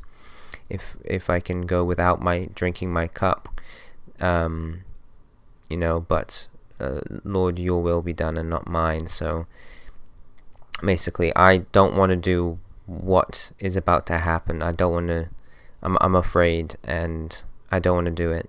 But you know better than I, and may your will be done. So, and God does know better. And he goes to his friends, and they've fallen asleep on him. And he says, "Can you not stay up with me for just 1 hour? It's been a long night. It's in the early hours of the morning." And they've fallen asleep on him. So he goes back to praying and says a very similar prayer. And I think some Gospels, not in Matthew, but they describe him as like sweating intensely, like he's praying so intensely that he's sweating. Yeah. And they fall asleep on him again. He goes back to them, and instead of getting upset, and he realizes, it's late. It's been a long day. You know, the spirit is willing, but the flesh is weak. And he, instead of waking them up again, he turns around and he begins to pray a third time. And he prays probably, well, he doesn't really say what. I assume they don't know because they were asleep. Yeah, I guess that's a good point to make. They don't know they were asleep. And then pretty much after that, his betrayer arrives and a mob comes to arrest him. Or a mob of soldiers come to arrest him, whatever it may be. I can't quite remember the exact detail, but yeah, and that was what was staying with me. Obviously what happened leading up to the cross and him being mocked and beaten and whipped and his flesh being torn and stuff like that, that is always brutal. And it's always like, whenever I'm reading through the Gospels, I always like delay and I slow down my reading. Like, instead of doing a whole chapter, I do like little chunks, because it's just difficult to read sometimes. And yeah, it's difficult, even though ultimately he won. It is, you know, the recount of it's a dreadful night, and someone who didn't deserve it, and someone who loves so much, it's so tragic, and someone who I believe I have a personal connection with, and who personally loves me. It's hard to read that. And this is what my dream was about. I know I'm basically setting this up. Sorry if this seems out of nowhere.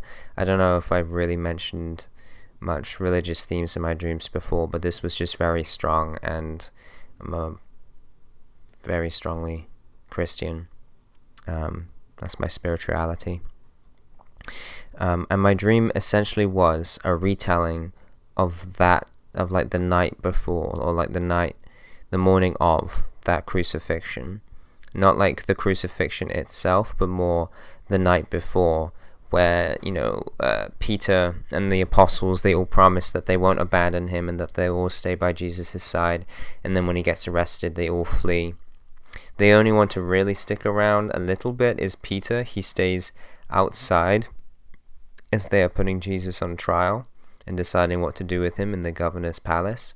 And he denies Jesus 3 times, and then the cock calls for mourning, and he's greatly ashamed, and he weeps bitterly because he realized that he's betrayed his promise. And although he is there and people are like sort of recognizing him, and so he's kind of a little bit bold for being there, but at the same time he promised not to leave Jesus' side, and he denies him, and he's just standing in the background, and he doesn't do anything. And what about his other 2 close friends? What about all the other apostles? They've all fled, and one of them was the one who actually betrayed him and gave him in to the officials, Judas.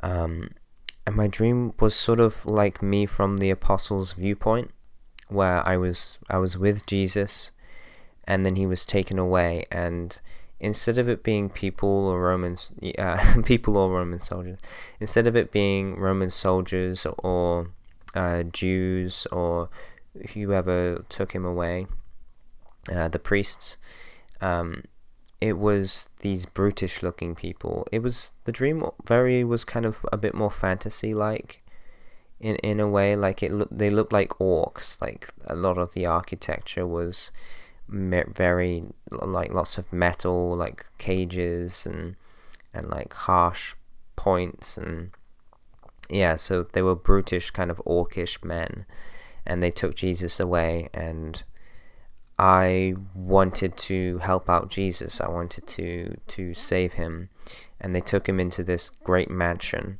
and I snuck into the mansion, but it was filled with servants and different brutish men walking around, and I was very afraid. I didn't want to get caught by them, because I would be no good to Jesus if I was caught, or I couldn't do anything to help him, but I was determined to do it. I got to a point where I got a few rooms into the house, and I couldn't go any further. There were too many these brutish men around. So I left the mansion and I waited, and I said, I waited, and I said it might take a few hours, but hopefully I can keep trying it and eventually sneak in when he's unattended and help him. But that time never came. I was just waiting outside and I couldn't get in. Each time I snuck in, there were too many brutish men around him, and I couldn't get to him. And I was very worried. But there was nothing I felt like I could do. So I stayed outside on the steps of the mansion, and I fell asleep. Eventually, I heard a commotion, and a lot of people were moving, and above the mansion there was like this scaffolding that was holding up this sort of stadium or racetrack. And all of a sudden, a lot of people were there, and a great crowd was forming, and they were all climbing these steps that were leading to this scaffolding, like racetrack. And I rushed over, and I rushed through the crowd, realizing, that I couldn't help Jesus out, and he was alone to deal with these brutish men, or these brutish men to deal with Jesus as they saw fit. And I ran up, and I got to the racetrack, and there was a parade going on with these massive like carts that were metal and cage-like with these spikes on them. And I was just like trying to get a viewpoint. I was trying to see what was going on.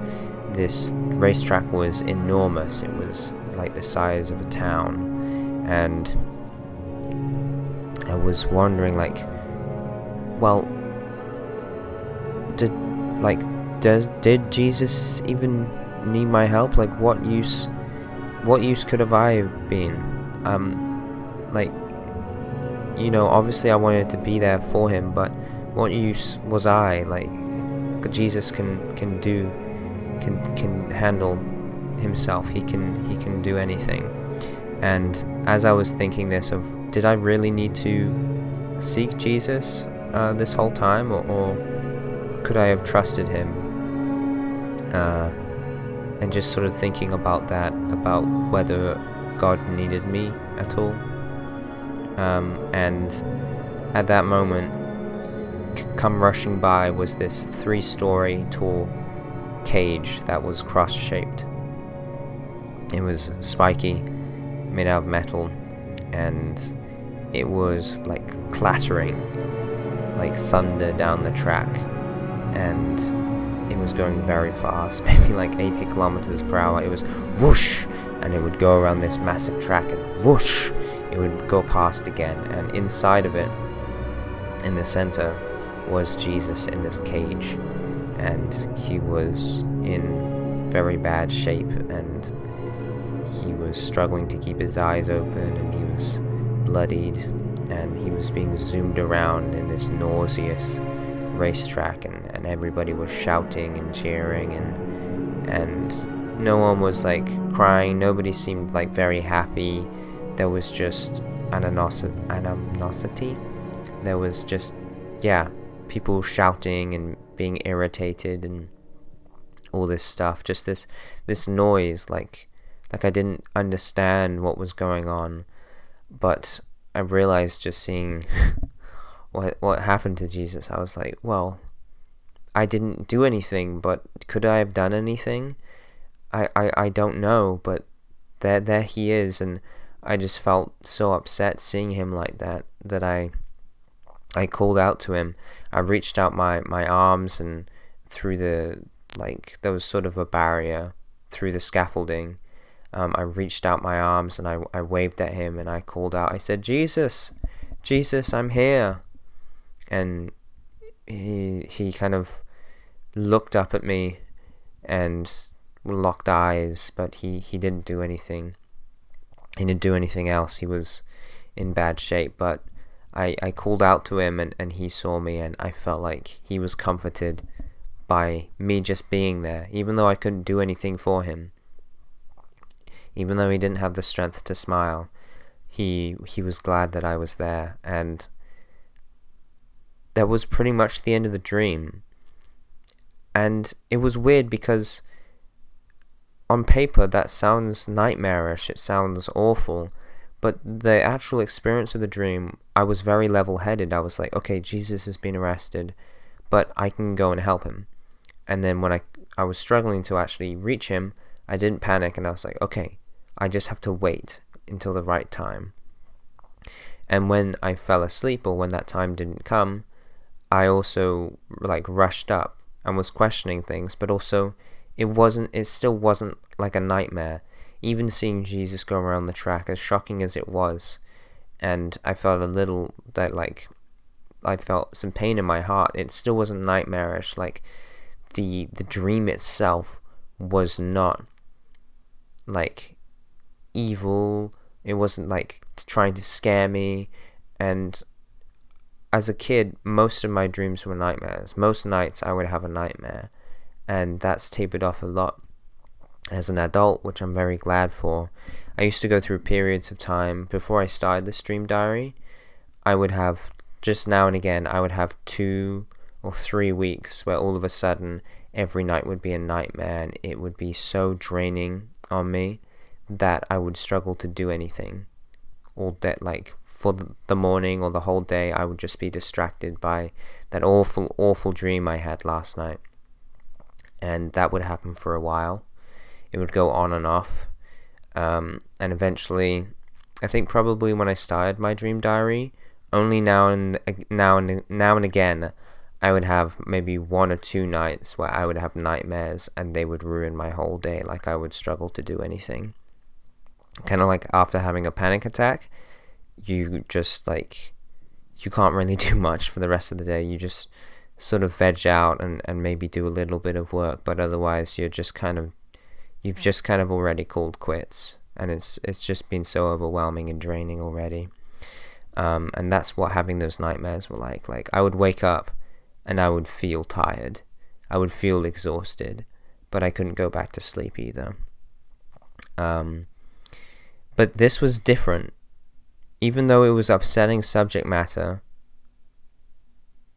I wasn't afraid. This was not a dream that was tormenting me. This was not whether I've had bad spirits in the past, or whether I just tormented myself because of how I thought about myself and how I treated myself, and what I valued, or my lack of value I assigned myself. But this was a dream that was about Jesus. It was about the terrible things that happened that night. But it was a kind dream. It was a dream that was showing me something. And it wasn't scary. And it wasn't a nightmare. It was just very clear. Extremely clear. That's why it stayed in my mind. Most times you wake up and you forget about it, but this was so clear, even though I didn't have really any strong emotions in the dream, and I was kind of just an observer. It was just so clear, so immersive, and I feel like that is probably the first time I felt like I've had a dream, and it felt like it was from God, maybe? I mean, I think so. Definitely God planned it. He does everything, but I felt like God has spoken through nightmares by helping me reject these bad thoughts I have. So if I have a bad thought about myself and I have a nightmare that is capitalizing on that bad thought, I think God uses those nightmares for me to dispel that thought. I get up, and if I just let that nightmare take over my mind, just like I let that thought when I'm awake take over my mind, it's bad, and I just need to reject it. Just reject that nightmare and try and get on with my day. Reject that idea you have about yourself and get on with life. But this was a different dream. This was a good dream from God. Not a nightmare that God was using for his goodness, but a dream that he sent to me. And what does it mean? I think what it is telling me that God wants my company. that my company is valuable to him. And I suppose I never thought about this before. When Jesus prays in the Bible, not in my dream, but when he prays in the Bible, in Gethsemane, the recount where he's in Gethsemane and he's praying in the garden, why does he ask the disciples to be there with him? And they fall asleep a few times, and I'm sure Jesus was not super surprised about that. He seemed to accept it on the second time it happened, like, I know you guys want to stay up, but the flesh is weak, so yeah. And then when his betrayers come, he says, the hour is at hand where the Son of Man will be delivered. Wake, arise, for the hour to sleep, the hour to rest will be later. And yeah, it's interesting. Jesus wanted people to be there, even though he knew what was going to happen. He was afraid, and it was obviously intimidating and overwhelming to know what is about to happen to you and how horrible it will be. But also, he was willing to do it because it meant that we were broken. Sin's grip on us was broken, and we're no longer slaves to sin. But we are righteous because he made us so through the sacrifice on the cross. And he had victory too. It is finished. He had victory over the grave because he rose again. So ultimately he did it. But the process of getting to that point was he had to go through mockery and torture and endure like great heartbreak and so many things. But yet still, despite all of these things, despite how he knew it was the right thing to do, that God's will should be done, and he knew what he was going into, he was still afraid, and he still wanted company. He just wanted his 3 closest friends to just be with him. Not to do anything for him, not to save him from the guards, not to save him from the arrest, but to just sit there with him as he's troubled and as he's praying through the night. And in the dream, I tried to help him, but I couldn't reach him. And when I was running up to the racetrack, I was even thinking like, well, he's Jesus. How could I even help him anyway? Even if I did reach him, what would I even do? Like, there's nothing that I can do that he can't.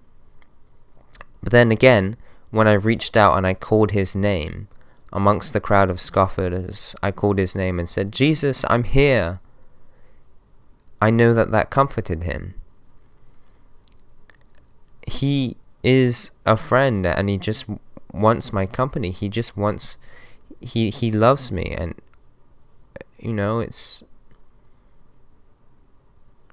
I want to spend more time with him. Because he comforts me and I comfort him, and it's wonderful. And I'm sharing you with this tonight, and I'm talking a lot more than I usually do for a dream, because this was just so impactful on me. Because for maybe the last 2 hours, I've just been laying in bed and just getting more and more agitated and more worried and more upset, and I started crying and I didn't even know why, and just a lot of things all of a sudden became very overwhelming. Like I feel conflicted, and I don't even know what I'm supposed to do. I don't even know what tomorrow is going to be. I feel like I should go, but am I running away in fear, or am I listening to God's signal? I don't know, but ultimately, this is what God has put on my heart in the last few days, that he just wants me to be with him. So maybe I shouldn't be worrying about these things and just spend some time with Jesus. So I read my Bible, and I read, because I was stuck on the bit before he goes on the cross, and I read the description and the telling of the crucifixion. Up to the point where I saw in my dream. Yeah. Jesus just wants to be with us. So let's be with him, the Prince of Peace. And I can be at peace, even though I've been so agitated in the middle of the night, and, between the hours of like 3 o'clock and maybe 4 o'clock and 6 o'clock, like 4 a.m. and 6 a.m., I've just been troubled. And, that probably wasn't too far off the time where Jesus was troubled and praying in the garden, so I definitely feel good about making this entry into the diary, because pretty much every project I do, at one point I wonder, like, am I wasting my time doing this? Shouldn't I be glorifying God with this project? And how do I glorify God with this project? Like, he's given me my ambitions, he's given me my skills, he's given me the resources to be able to edit videos and have paint and do sculpture and make music. All of these things I have done because of the way that he's made me. How do I glorify him in everything I make? And this dream diary, this last entry, just showing that he is comforting me. And I forget often that I've had a history of debilitating nightmares, periods of debilitating nightmares. That's something I forget a lot. It's something I don't like to think about much, but bringing it up now, it's just so wonderful that he could give me a dream, just a dream that wasn't a nightmare, but that still gave me such a strong message, and it wasn't confusing. It was so clear. Unlike a lot of my dreams that can feel like they go on forever and ever, and I wake up and I'm like, wow, that was a bit exhausting. That felt like that went on for months.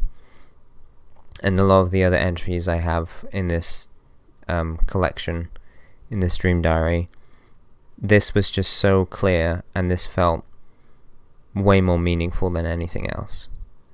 So I would like to close that up for this and just say God is good, and this dream diary is dedicated to my friend Jesus, because I want to glorify him in everything I do, including this dream diary. So I don't quite remember if I've mentioned or had any other like Christian dreams in this dream diary, but sorry, I guess surprise if you weren't expecting a deep dive into the Bible and who Jesus is. But here you go, you got it. So just know that God loves you, and he wants you to be with him and have eternal life. All you got to do, you don't have to do anything. You just have to accept Jesus' grace. You don't get into heaven by being a good person or by following the rules. You get to heaven by just accepting that Jesus died on the cross for you, and that by his sacrifice and his grace, you are forgiven. And that's it. You are righteous, and sin has no hold on you. Death is defeated. It is finished. Amen.